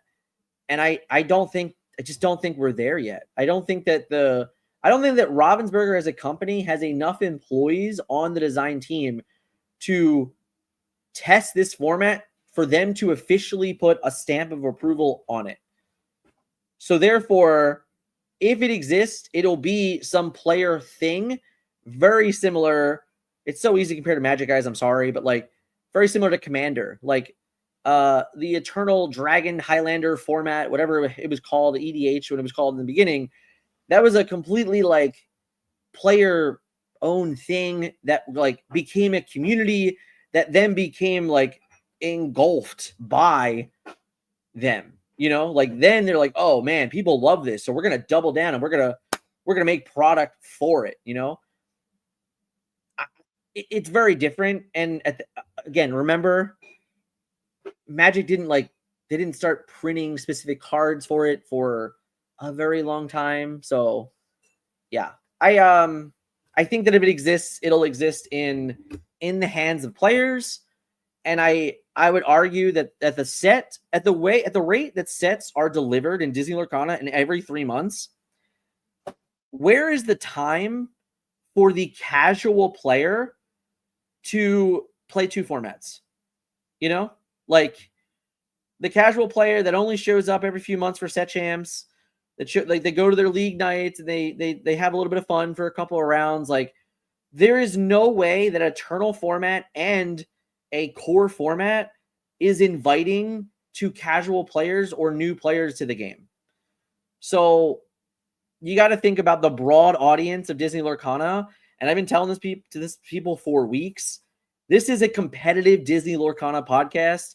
This is a competitive Disney Lorcana channel. But I am in the minority in the game. If you are here and you're a fan of like the work that we do, you understand that we are in the minority. Like we're not in the 80, 90 percentile of casual fans that are just Disney enjoyers that came to this game. Like we're here because we probably like Disney, but we love the card game. Like most people that are here love Disney and they're excited to opening up a hand that has characters in it that they love that they just get to put on the table. Two very different worlds.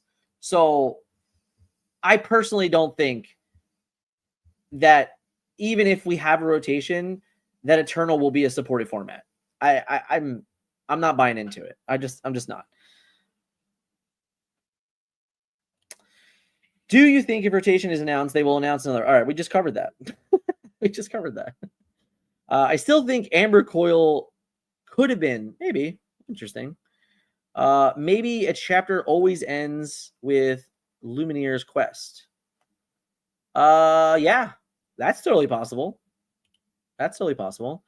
I hope instead of rotation is a second format that is most recent sets. I mean, that's kind of the same thing, right? Kind of the same thing. I'm willing to bet set rotation is set 10. There's still 6 sets of cards minimum. Okay. We'll see. I don't know. I have no idea. We're having a lot of conversation about something that might not exist. It's just fact. The current meta is the best, in my opinion. It's very open. Name another TCG that feels like half or more of the color combinations are tournament viable. I'm with you. In any game, what I hate most is when I feel obligated to having to play something. Right now, Set Champs is on Saturday. I could sleeve 15 different decks, go into my bag, and just like, that's the deck I'm playing today, and I have a chance at top 8. Great. Totally for it. I think it's weird that we haven't had any staples reprinted yet. That is weird. Huh. Yeah, like aside from promos, right? Like there's been no reprints. Yeah, that's fair. People just need to deal with the fact that the meta is incredibly stale and boring. Yeah, I don't know who Kevin Cards is, but you're wrong. You can use the Illuminator's Quest. You can use lore in the Illuminator's Quest. That is true. That is true. Yeah, that's fair. Okay. All right. A mechanic exists. Good job. Maybe a card that says all the lore goes to your opponent, but you draw 2 cards per given lore. Seems interesting.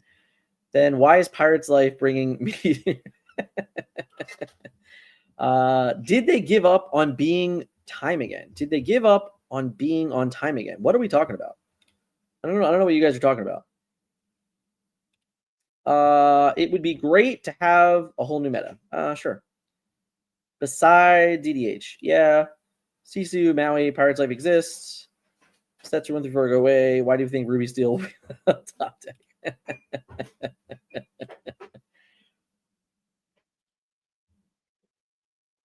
All the Sisus, right? All the Sisus are not actually. Right? I don't know. Isn't Sisu set 3 or 4, right? No? Pirate's Life is set 4, right? Yeah, set 4. I'm catching up. If the engine that makes all those decks work, 1 through 4, that they rotate out most all decks would feel like they took a huge step back. Can they really do that? I don't know. That's a good question. I don't know. I guess you can do that if set 8 and set 9 are bangers. right? Like we just need some bangers. Yeah, I don't know. I agree. Well, I think it's not that I don't think it's large enough. It's that I don't think it's good for the community in general. I don't think it's good for like your local league night for you to show up and you're like, oh, I'm this, hyper competitive player. I got this store a couple towns over that's going to have an Eternal format weekend. I just want to play Eternal tonight. And then like you go to your league and your league is 80% people that don't even like know what Eternal is. They don't even care what it is or it exists. And then you're now upset that you can't play with your Eternal deck. They're a little annoyed because you're asking them to do something that they don't want to do. Like the split in the community I think it would suck. If you had to pick 2 cards from each Amber, Steel, Ruby, Amethyst to ban, what would they be? I would 100% ban Cinderella Ballroom Sensation. Like, guaranteed.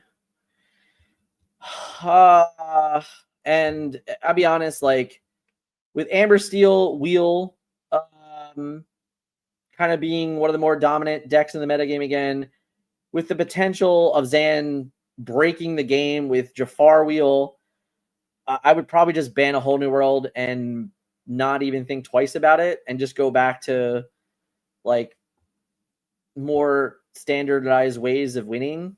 I think that the core reason why Hybrim was banned and Fortisphere to another like level is because they hate it. And I do mean this. I think the design team hated the idea that the majority of games ending in Disney Lorcana were from Lucky Dime.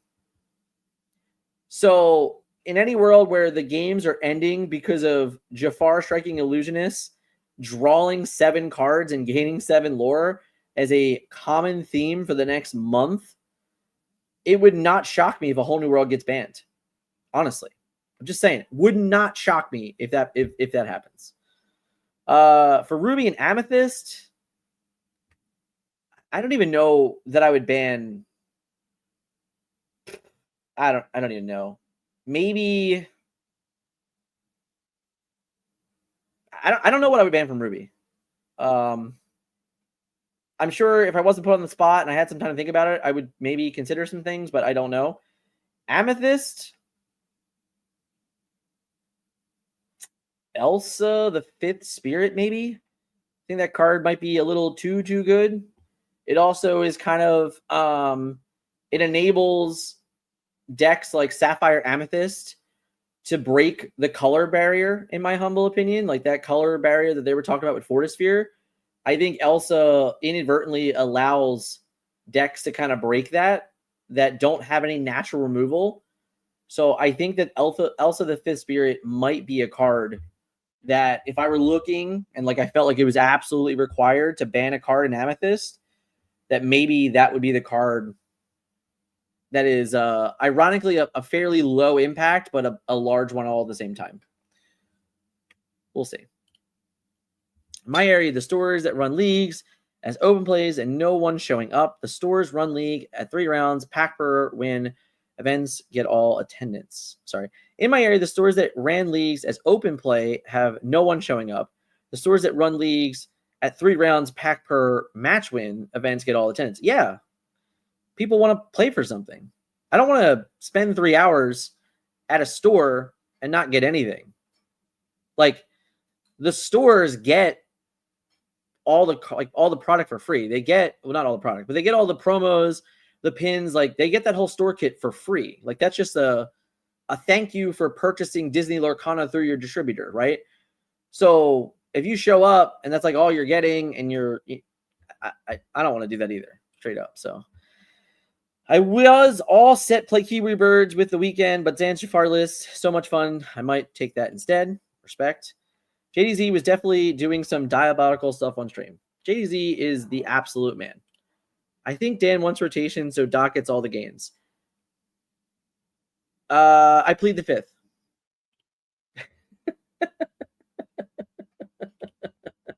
I love $100 Docs. I plead the 5th. It's way too early for an external format to. I agree. Even in Magic, I only want it to play standards. We've caught up. A Whole New World is safe due to. I don't know if anything's safe. If the announcements next week give us some sideboards, no. You got your sideboards are your inkable cards in your deck. I'm out. I think Jafar gets banned before A Whole New World, since A Whole New World is going to be a World's promo. Bucky got eroded, guys. That's all I'm saying. He was a promo too. Just because Invited to the Ball is not a good card. It was chosen as the promo for Continentals because it was an invite-only format. That's it. If A Whole New World's broken and it gets banned, it doesn't remove the fact that there's only 20. Listen, who's going to pay $20,000 to put A Whole New World in their deck? No one. No one. It's not going to happen. It's not going to happen, guys. Not going to happen. So, yeah. That was a great TLDR on rotation. Can it happen? Yes. Will it happen? Don't know. Will we find out next Tuesday? Don't know. But I think it's very real. And I also think it's very healthy. The one thing I will say is that whether you love it or hate it or you know nothing about it, Magic the Gathering has been going on since 1992. It's 2025. They have been doing rotations forever. Their game and their community is huge and has lasted, and it is divided now into different communities. But it all started with an initial reaction to a rotation, etc. And now, granted, when Magic, when they did their first rotation, like the internet existed, but not in no way, shape, or form would I be sitting here in like 1996, 1997 on a computer having a whole conversation with you guys about it. I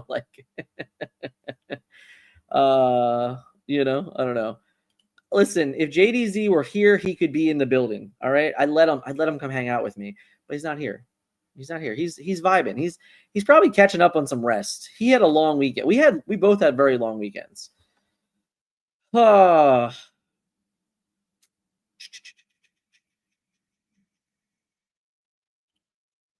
think Amethyst's ability to exert an opponent's character is good for the game. Without it, it makes the only colors more reliant to Steel Ruby. And yeah, the problem is that all of the Ruby and Steel versions are uninkable. And Elsa is also the only inkable one. Ursula, the set champs Ursula, she's also inkable, right? So there's two of them. But she costs 7. I just think that there's a world that the line of Elsa is very, very close to the 2 good mark. Do I think that Elsa needs to be banned? No. The question is, if I banned a card, what would it be? So I don't think that we need to ban Elsa. I'm just saying that, when asked the question, if you ask me a card that I think teeters the line, it's Elsa. If that clears it up at all.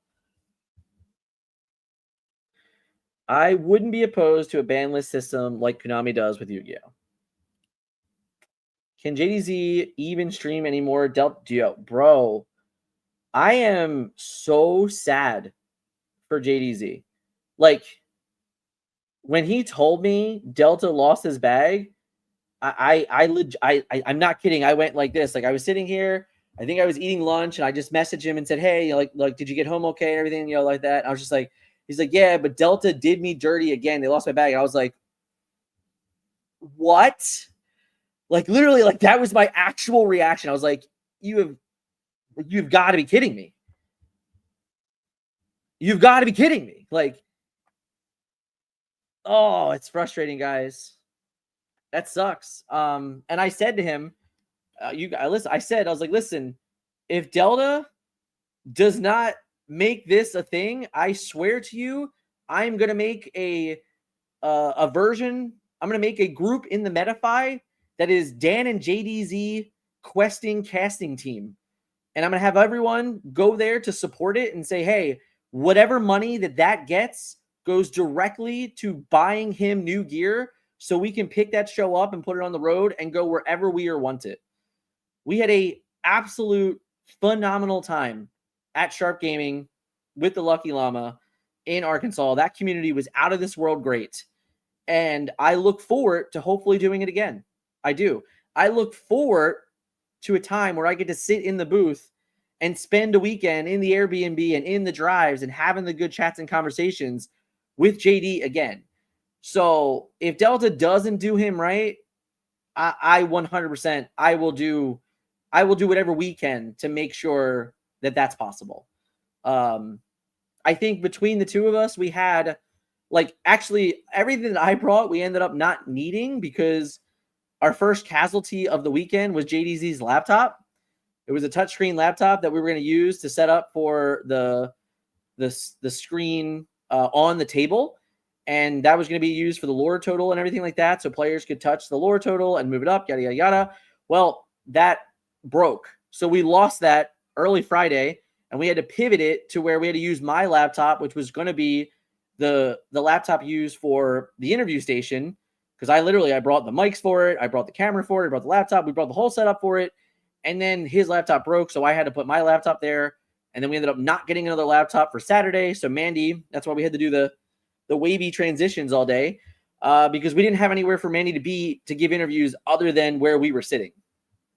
So yeah, I had a blast and I hope we get to do it again. I do. I hope we absolutely get to go and do more for more stores. 100%. Like we have all the tools until Delta lost them. But if someone were to email me today saying, hey, we want you and JDZ here, how does it make it happen? I promise you I would go and buy the gear. It wouldn't even be a thought. It would be purchased. We would get it. But I would 100% make a Metafi tier that's just strictly for that. Saying, hey, if you guys loved it, if you guys enjoyed the vibe, here's a way to support it. And here's a way that it could maybe make it easier for me and JD to travel. Because I'll be honest, we didn't, we were paid to go to Arkansas to put on their show, but I promise you that we didn't make any money. Like it was expensive to get there and it was expensive to be there. So it was nice that we were given something to be there and that was great. And I'm very, very appreciative of what we got, but we didn't make any money. So it was definitely much for the love of the content, for the love of the community, to hype them up, to make them look like rock stars, give us an opportunity to do what we love. We both want to be sitting in a Disney Lorcana Challenge booth and commentating at a Disney Lorcana Challenge, which is why we risked what we did to put on the show that we did to prove that we can do it. We went 14 and a half hours really with no breaks. Like there was never a be right back screen on the menu. Didn't exist. All right. The small in-between break was when Mandy and her interviewee got out of the chairs and we had to go back to it. So we did a marathon run that day and I hope to continue to do it. And we'll hopefully more of those things come. So that is very much like to get the news that he lost his gear. Man, that sucks. It was upsetting. It was very, very upsetting. So yeah, no bueno. No bueno. Delta Heat's gonna Lorcana broadcasting your ear.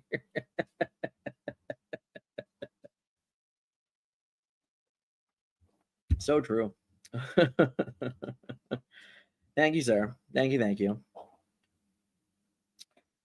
Okay, so what's the next thing that we want to hear about on stream? I've been going about for a while, guys. This whole conversation started because there's people been coming in and out, and the original question is, what do we hope we hear on the May 6th stream? I can't believe I butchered that question of the day so badly, and somehow Jorge has not made fun of me yet.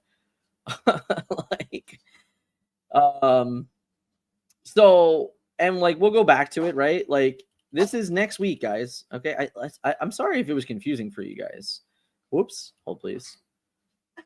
But this is May 6th, right? Next week, Tuesday, May 6th, is the Disney Lorcana announcements, right? And we're here talking about what the question of the day is, such as what do we hope?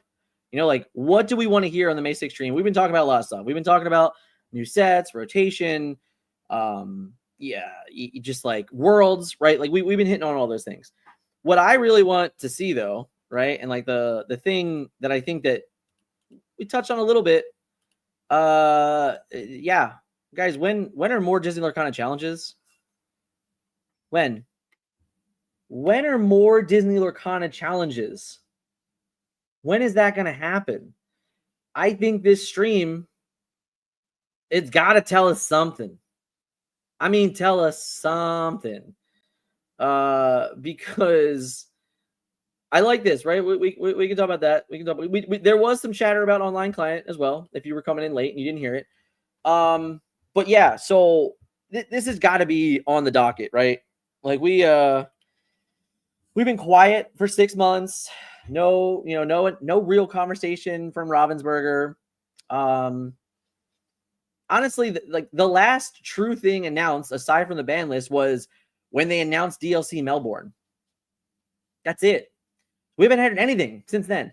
So the idea that it is now April, it'll be May 6th, right? Is the announcement.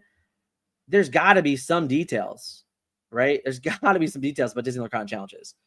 That's a hope, right? So, and here's what I'm sadly prepared for. Dick Burns started a joke in January saying that we're not going to have a DLC in 2026 or in 2025. He might be right.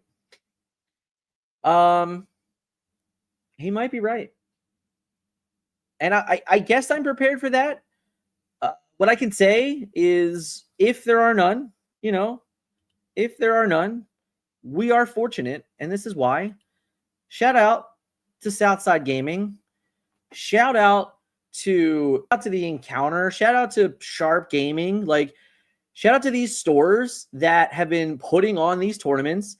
Shout out to World Class Cards, right? Like, they've been putting on these tournaments, giving people and players an excuse to travel, participate in the community, be a part of everything, right? Like, we've had all that opportunity to really do all those things. So, kind of a huge shout out to all those things.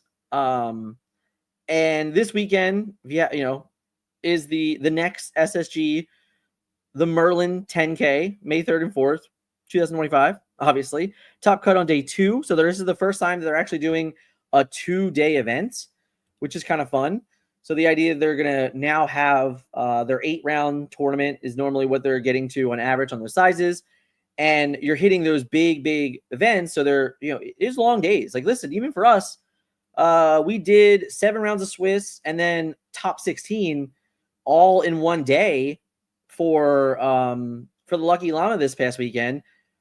SSG just recently did 8 rounds cut to a top 16 all in one day in their April tournament. So like, that's a lot for one day, for everybody involved. Like, we're talking about the judges, you're talking about the stream team, the players. Like, that's just a long day for everybody. It's a lot of time to fill, and it's very difficult. So when you start having those larger events, it does make sense to incorporate a day 2. So this is the first time that at launch, actually, I think it's the second time, because I think that the February event that I first went to and commentating for them, that was also a 2-day event. So, but I don't think the cut was on day 2. So this is the first time we're announcing a cut on day 2. I think it's good. But really, the whole purpose of this is saying, like, if we don't get any Disney Lorcana challenges in 2026, yes, it's not ideal. Yes, we were spoiled. Let's be honest, guys. We were spoiled. Having 6 DLCs in America, 4 DLCs in EUCC, a DLC in Melbourne, the mini DLC in Ravensburger that just occurred last weekend, like, we were spoiled. Okay? We were spoiled. NACC, EUCC, we were spoiled. That's kind of where I'm at. So I don't think that it's fair for us to assume that we're going to get that level again in 2025. And I have a theory on that. And I'm going to wait till a later date to talk about it. But I do have a theory on it because it's not necessarily my place to say. And we're going to see what they say next week. And if I'm wrong, I'll still tell people about it. But I do think that the reason why I don't expect it is pretty fair. And I think that at the end of the day, we shouldn't be we shouldn't just be holding them to it. I think it's a little unfair if we just flat out hold them to the standard of, oh, we're going to get 10 DLCs in the next 6 months. That's a lot. I don't know. I don't know if we're going to have that again. I don't know. We'll see. Hopefully I'm wrong. Hopefully there are 6. I'm not going to be upset if there are. I just don't want people to be upset if there aren't. Kind of where I'm at. So yeah, so shout out to SSG and their sweet Merlin 10K.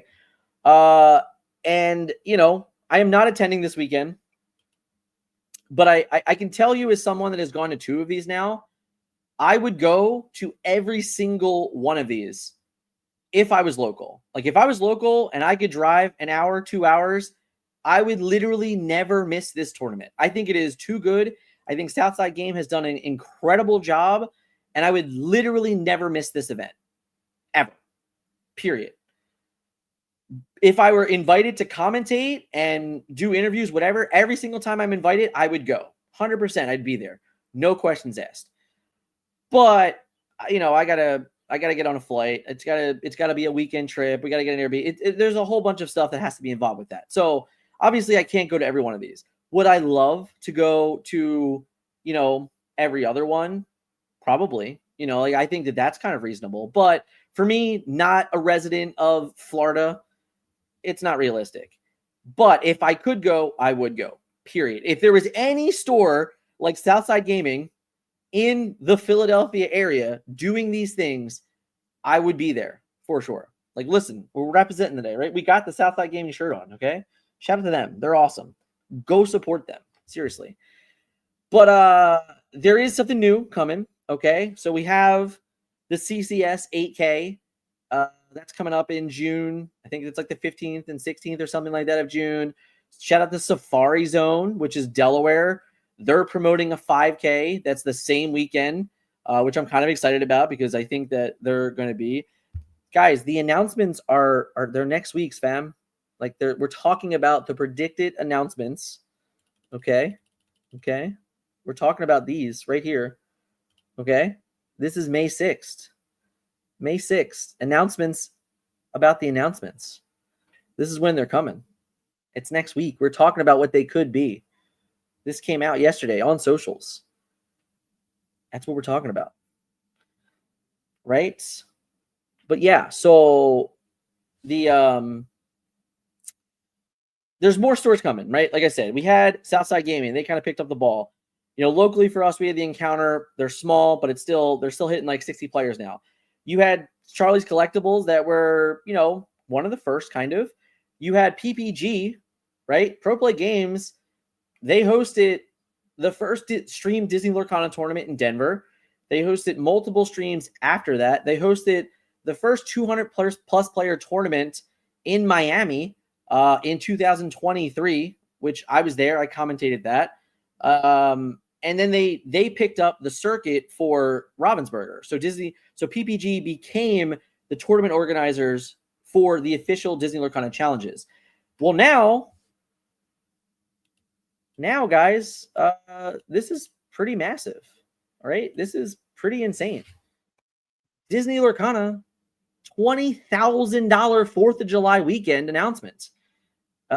July 4th through the 6th at the Will Rogers Memorial Center in Fort Worth, Texas, the Pro Play Summit. So this is a $20,000 weekend. On Friday, July 4th, there will be a $5,000 tournament in prizes. And then on Saturday, July 5th, there's going to be a $15,000 cash prize pool. That's insane. You know, and shout out again, like this is a shout out to everybody, right? Like this, they can't announce this tournament without the proof of success from other organizers. Seeing Charlie's Collectible hit 300 plus players for a 13K tournament, it's there. Seeing Southside Gaming sell out their building for the last 4 months is proof of concept. Every other tournament that's been announced like this has been successful. World Class Cards had 120 plus players in their building for each day for their 5Ks. So this is Pro Play Games coming back and saying, hey guys, we're here. We started this. They were the initial trend setters. Okay. Like in the first chapter, they held an event that was like $4,000 in prizes for chapter 1 boxes. They were one of the first tournament organizers on the ground running with Disney Lorcana. Legitimately 2 weeks after the game was released, PPG Denver, I sat and broadcasted it to the world. Some of those videos are on this channel that you can still go back and watch. So this is kind of crazy. This is not yet sold out, okay? And I'll tell you what, let me bring this up real quick because I want to talk about how I think this is actually kind of insane. Because no, it is not sold out. But, and that is my butt here. I got to go find it. I don't have it exactly open. Oh, I don't have it exactly open yet. Let me see. Give me 1 second, guys. I'm sorry. I should have had this already, but we didn't. We're on the fly. We're on the fly. What is this doing? Facebook's being mean to me.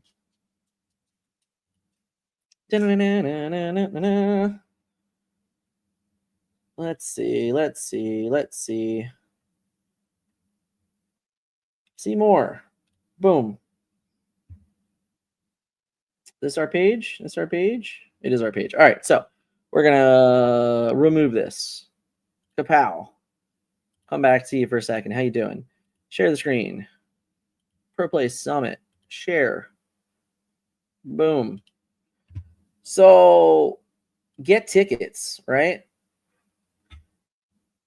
For the Saturday, there's 240 remaining. This started at 512.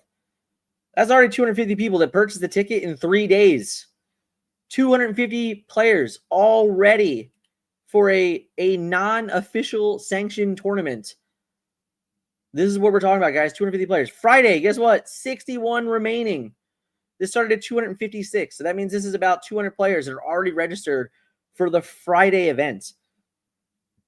That's a Friday, guys. Friday, 200. Yeah. Oh, so here's the funny thing.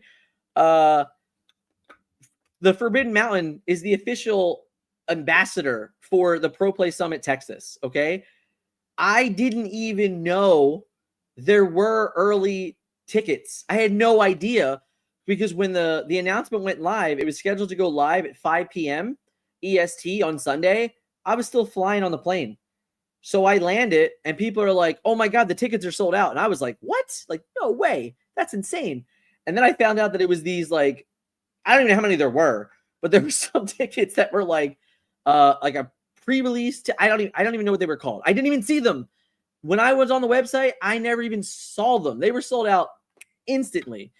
But you're talking 250 people already signed up for Saturday in 3 days. This event, this is going to be the biggest event to date in this year. All right. CCS had 300 players a couple months ago. This is going to crush CCS. It's going to crush it. Like it's going to annihilate it. So this event being 15K guaranteed, insane. This is like, listen, if you're going to come back, right? Like if you're going to come back to a circuit and you're going to be like, hey guys, I know that we've been doing this Disney Lorcana challenge thing for a year and it was fun and all, but we're still Pro Play Games. And this is what we're still going to do. This is how we're still going to be a part of Disney Lorcana in our own little way. This is how we're going to do it. And shout outs to PBG because, yeah, you're wrong. I don't know what your negativity is today, Mr. Kevin's Cards, but PBG is great. They hosted incredible tournaments for DLCs. Honestly, in most cases, the worst part about DLCs was Melee. Atlanta was a giant Melee debacle. NACC was a giant Melee debacle. Those are the two worst things that happened at Disney Lorcana challenges. Fact. Melee was the core problem to those tournaments. The way the tournaments are run, the way they were structured. If you want to hear more about it, again, go watch the Zan podcast with Albert, who was the lead judge and basically lead tournament organizer for 6 events. They crushed it. And I mean that. They crushed it. So the idea that they're coming back this strong, going away from the game, not having Disney Lorcana part of like their real circuit. They did smaller events like win a boxes, maybe like case events at some of the conventions they were doing. But where they were hosting those were very small conventions. They were very expensive to get into. So the tournaments like weren't necessarily that successful. We're talking like 30, 40 people. Funny enough, probably still more than like what Star City Games has been doing at their tournaments, which is kind of hysterical. But this is a way to say like, no, like I'm back, and I'm here and we're going to do it big. 20K weekend is insane. Like, when they approached me to be, like a lead ambassador for it, I was like, yeah, for sure. like I have no problem promoting a 20K weekend because I think it's insane. So, shout out to Pro Play Games getting back in it. And we will be having an interview with George Machado. He will be back. It's not the first time he's been here. He's been on the channel a bunch of times, if I'm being honest. So it's been a while, though. Been a little while. So he's going to come back. We're going to talk kind of the plans of Pro Play Games, what their plans are for Disney Lorcana in 2025. Maybe we touch on some of the things that happen with DLCs and stuff like that. That'll be up to him. As an interviewer, I'm going to ask the questions, guys. I'm going to ask the questions. But, he might not be able to give me every answer, and that's also fair. I'm not going to put him in a position, but we're going to have George on. We might have Albert on. That's possible too. We got to get that set up. We got to get that structured. I would love to have Albert on and include it. Those two really did a lot of the work. Shout out to Steve. He's another great ambassador. I bet most of you met Steve at a DLC and didn't even realize that you met him, but he was like the kind of the events organizer. Like he was kind of in charge of a lot of the things that kept everything moving and everything running. And Steve is a really great guy. He's a friend that I have made over the last couple of years because of Pro Play Games. So I'm very excited. I'm very excited to see PPG back in it. The idea that they already sold 250 tickets is insane. Like I said, the original for this was 512. I also have it on pretty good authority that if that sells out, they're going to go bigger. So could be huge. It could be DLC level worthy player pool. It's possible. It's possible. And yeah, it's a 4th of July weekend, but hey, it's fine. Make a trip out of it. Make a holiday trip out of it. Go down. I did ask as a joke to them. I said, you should really find out where the best fireworks show is nearby. Because you should be able to send everybody there Saturday or Friday night. Friday night ends and we just all go and watch fireworks together. They should get a sponsor. Honestly, they should. I think it'd be funny. But I'm very excited. I'm very, very excited for it, for sure. It's been fun. Man, you guys have been killing it today. Honestly. Will you be playing or commentating? I plead the fifth. I plead the fifth. PPG is great. I've been to their events as a player, as a spectator, and as staff. I have done all those things as well. I agree. I think that they are always trying to get better, for sure. So I have no issues coming on here. Just as I have promoted Southside, just as I have promoted Charlie's Collectibles, like anyone that wants to be in this space that creates something else for Disney Lorcana players to do, always going to support it. I really am. Because I think it's important. I think we need it. In the last 6 months, if it were not for Southside Gaming, if it were not for card stores like The Encounter, card stores, like Sharp Gaming that just got on the map, Southside Gaming, Charlie's Collectibles, shout out to Safari Zone, World Class Cards, like all of these stores that have been trying to go. I've also just heard of some potential events happening in the Midwest that might be getting announced somewhat soon. So like there's a bunch of like pieces that have been left behind and that have been picked up. And in the last 6 months, all of those organizers that have taken the risk they've seen the rewards, and us as players have also been given the reward to be able to do something, to be able to talk about something and just kind of like enjoy competitive Disney Lorcana. Listen, guys, there wasn't a DLC for set 7. There was no high level competitive event for set 7. Like maybe there's a world where Worlds gets announced next week and it's I don't know, sometime before set 8, that would be a bit crazy, but I don't think so, right? So when you think that we would not have had any reason to competitively play with Arcasia's Island if it were not for the stores supporting the game, that would suck. Imagine spending all that money on your cards and not have a reason to play with them. That would suck. And for what it's worth, there's a large not a large, but there's definitely a portion of players out there that didn't buy set 7 because there wasn't a DLC, right? So kind of a give and take, but I hope the stream next week, right? Like I really do. I hope that this stream on Tuesday, it comes out and it's great. And I hope that we get a bunch of information that we've been wanting for, you know? I really, really do. And I think that it needs to be good. I think that it needs to be strong. I think it needs to be positive. Like, I will say that I think that any news is better than no news, but I hope that there's some things in here that are very positive. I hope that there's some things in here that really leave us in a position to walk away excited for the next chapter. You know, I really, really do. Yeah, Places by Me. Love it. I love it. I wish I could say the same. I think Philadelphia's gotten worse. As an example, this is the first time for set championships. As a resident of Philadelphia, I have no idea where set championships are this weekend. Not a clue. Not a clue. I literally don't know. And that sucks. So, I mean, and don't get me wrong, like I've been kind of busy, but normally I see the post come up or I get like a ping in Discord and there's like some level of, hey, this is happening. There isn't. So I don't know. I have no idea where I can play on Saturday. So that's scary, honestly.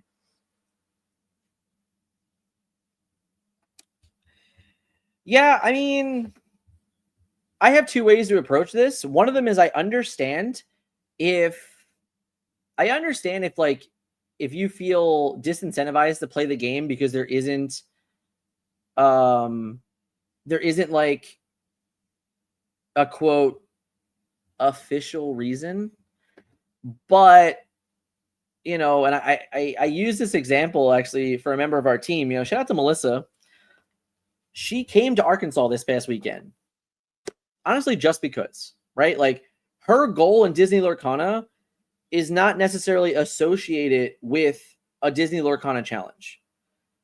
Her goal in Disney Lorcana is to become the best player she can possible. And the only way you can do that is when you put yourself in a position to get better and you put yourself in a room with players that you're not used to playing. While set champs is nice, you know, you might go to 6 to 8 different set champs and play the same 6 to 8 people in all of them. And if you're already the best player, you can't actually get better. You just can't actually get better, because the only way you get better at anything is by playing with people that are better than you. So that's why when she said, oh, hey, like I've been thinking about going to Arkansas, like, but I don't know, is it worth it? And I use Zan as an example because I said, I understand that Zan is qualified for Worlds, but he still has traveled to so many events recently. Like he went to a Southside Gaming. He went to World Class Cards. He went to Charlie's Collectibles. He did some other 5K in the Atlanta, Georgia area. He went to the Hunter Burton Memorial in Texas. This past weekend, he now went to Arkansas for a 3K. Like basically every weekend that there has been a larger than normal 1K event, he has traveled to and played that, and he has put himself in a position to get better at every event and prepare himself as best as possible from whenever Worlds is. So this is a guy that has every reason to just sit and chill and say, oh, I have a Worlds invite. I'll just play when it's important. But he didn't do that. he went and participated, and he did very well at it. So there's a couple things there. But like when Melissa said, like, oh, should I go? I said, well, what's your goal? Like, what is your purpose? Like, what do you want? Like, what are you trying to get out of it? If the answer is, I just want to get better at Disney Lorcana, then it doesn't matter if there's a DLC season coming up. It doesn't matter if there's worlds coming up. If you take this opportunity to get better at the game, when those things happen, you'll be more prepared for them. You didn't take an off season. You didn't take off. You didn't just sit on the couch and do nothing. You participated. So I think there will be a level of reward for the players that have been trying to hone that craft and not just, oh, it's not important. There's nothing official. I'm just going to walk away. That's my opinion. So I think if you want something, if you want to be the best at something, you should shoot your shot. And the other thing at the end of the day is you miss 100% of the shots you don't take. So I think there's some reward in your effort, and that's kind of where I'm at with that. So yeah, I think that's kind of it. Searching May preset champs. Oh, I just saw some stuff. Philly Game Shop on Saturday. Okay. CBS and Comic Book Store and AU Homes. Okay. All right. Pinging you the info now. Thank you, Vince. You're the best. Holmes is Saturday, Comic Wars Sunday. All right, we got some information now. I can see some friends this weekend. It's not just like I agree. Not just that, but right now is the time that stores and organizers should be. I agree. I 100. Red Saber Games is one of these stores. They just held. I believe it was a 2K or 3K. You can follow up with your own information because you're in the house now. You're hanging out. But they just had an event this past weekend. They were messaging me on Facebook, well, the Forbidden Mountain Facebook, the information. They're trying. They're out there. I agree that if you want players in the building, you got to give them a reason to play. And stores 100% should be taking opportunity for that. I do agree. So, yeah, at the end of the day, guys, the question, wholeheartedly, we are 1 week away from the announcement. And, what do we hope to hear on May 6th? I think that it's like a lot of it. I think we covered pretty much everything that people want to hear. Whether or not we get half of that is a true debate. I think if you ask me what the bare minimum is, I really, really, really want Worlds information. I think that has to come out. I think if we go any further than that, we need a roadmap. If it's called the next chapter, I want the roadmap about the next chapter. I want to know what's happening, This is a joke. Updated rules. Bro, they haven't updated the rules since like May of 2024. So maybe May of 2025 is there. Maybe it is there. I'm gonna check. I'm getting yelled at by lots of people.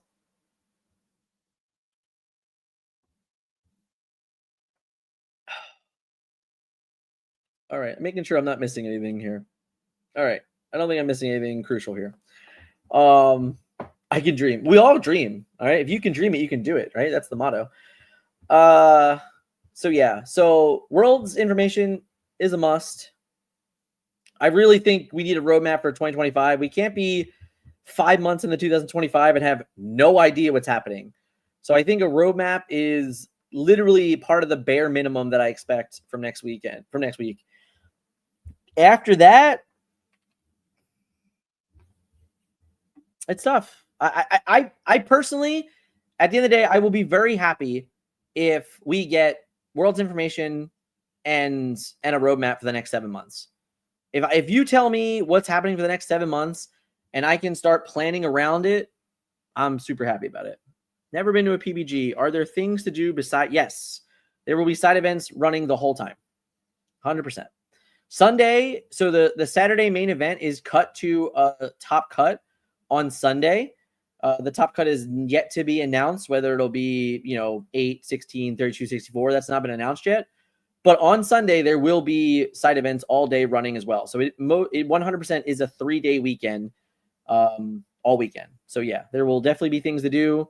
Even going back to PBG Miami in October of 2023, there were side events at those tournaments. So yes, there will definitely be some side events. Worth it for sure.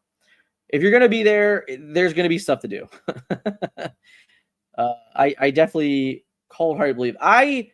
I believe that if it weren't for pro play games, we would not have gotten side events as quickly as we did. You know how the DLCs started out? Maybe some of you guys don't know this. The DLCs started out only Saturday, Sunday events. That's what they started as. It wasn't until, I think, Fort Worth, if not definitely Toronto, that all of a sudden on Friday you can start playing on side events. And then by Vegas, there were full-on 8-round tournament side events on Friday. So, so yeah, like PPG pushed for those things to happen because they understand that players don't want to just bet all in on one tournament. So side events are definitely in PPG's bloods, 100%, 100%. But it is, it's been a lot of fun, guys. And seriously, shout out to you guys, all the real ones that hit the like button. If you already hit subscribe and you're on YouTube, thank you. If you hit follow on Twitch, thank you. It's been a lot of fun. You guys have been super active, super awesome, and I do appreciate that so very much. Also on Facebook, a couple of you guys hanging out on Facebook today too. Thank you, thank you, thank you. Those Friday events in Toronto were so much fun. See? There's a thing. I agree. Man, none of my friends are streaming right now on Twitch. Where are all my friends?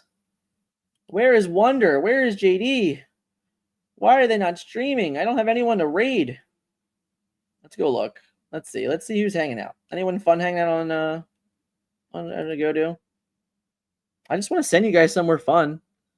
Go ahead, Alex. Go live. You got this.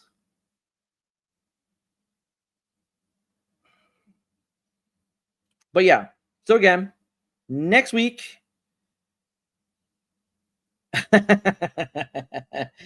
Next week, it remains yet to be seen if I will be streaming at this time or if I will just be hanging out in chat. I don't know yet. If Dick Burns wants to get on with me, maybe some other friends, and we want to do like a watch along reaction, maybe we will do that. I don't know yet. Maybe.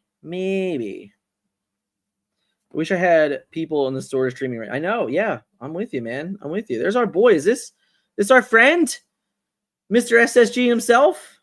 I wish I could.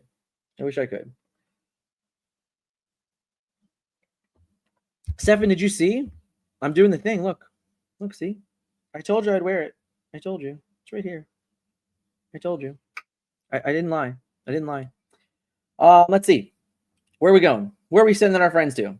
Same category. Let's go. Dude, I would have took it. I would have wore it. There is I can tell you this anytime, but Kylie's coming this weekend, or she's coming, not this weekend. She's coming though. We're planning at least one of the summer months for Kylie to come to a South Side. So I'm very excited to bring Kylie to an SSG with me for sure. Not your Kylie, my Kylie. Same categories. Anybody doing this, guys? Anybody? Bueller? We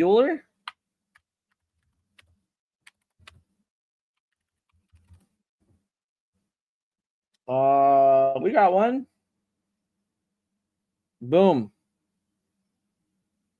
Playing ducks. Oh, Artifacts is on stream. This is perfect. We're sending you guys to watch some Artifacts. So go enjoy some Artifacts on stream. Oh, wait. This says stream preview. Is this on? It is live. I think so. I don't know. We're sending it, though. So thanks for hanging out today, guys. It's been fun. I'm going to get out of here, go eat some quick lunch, and then pick my kids up from school. But yeah, you guys were super active all day. Thank you guys so much for hanging out with me.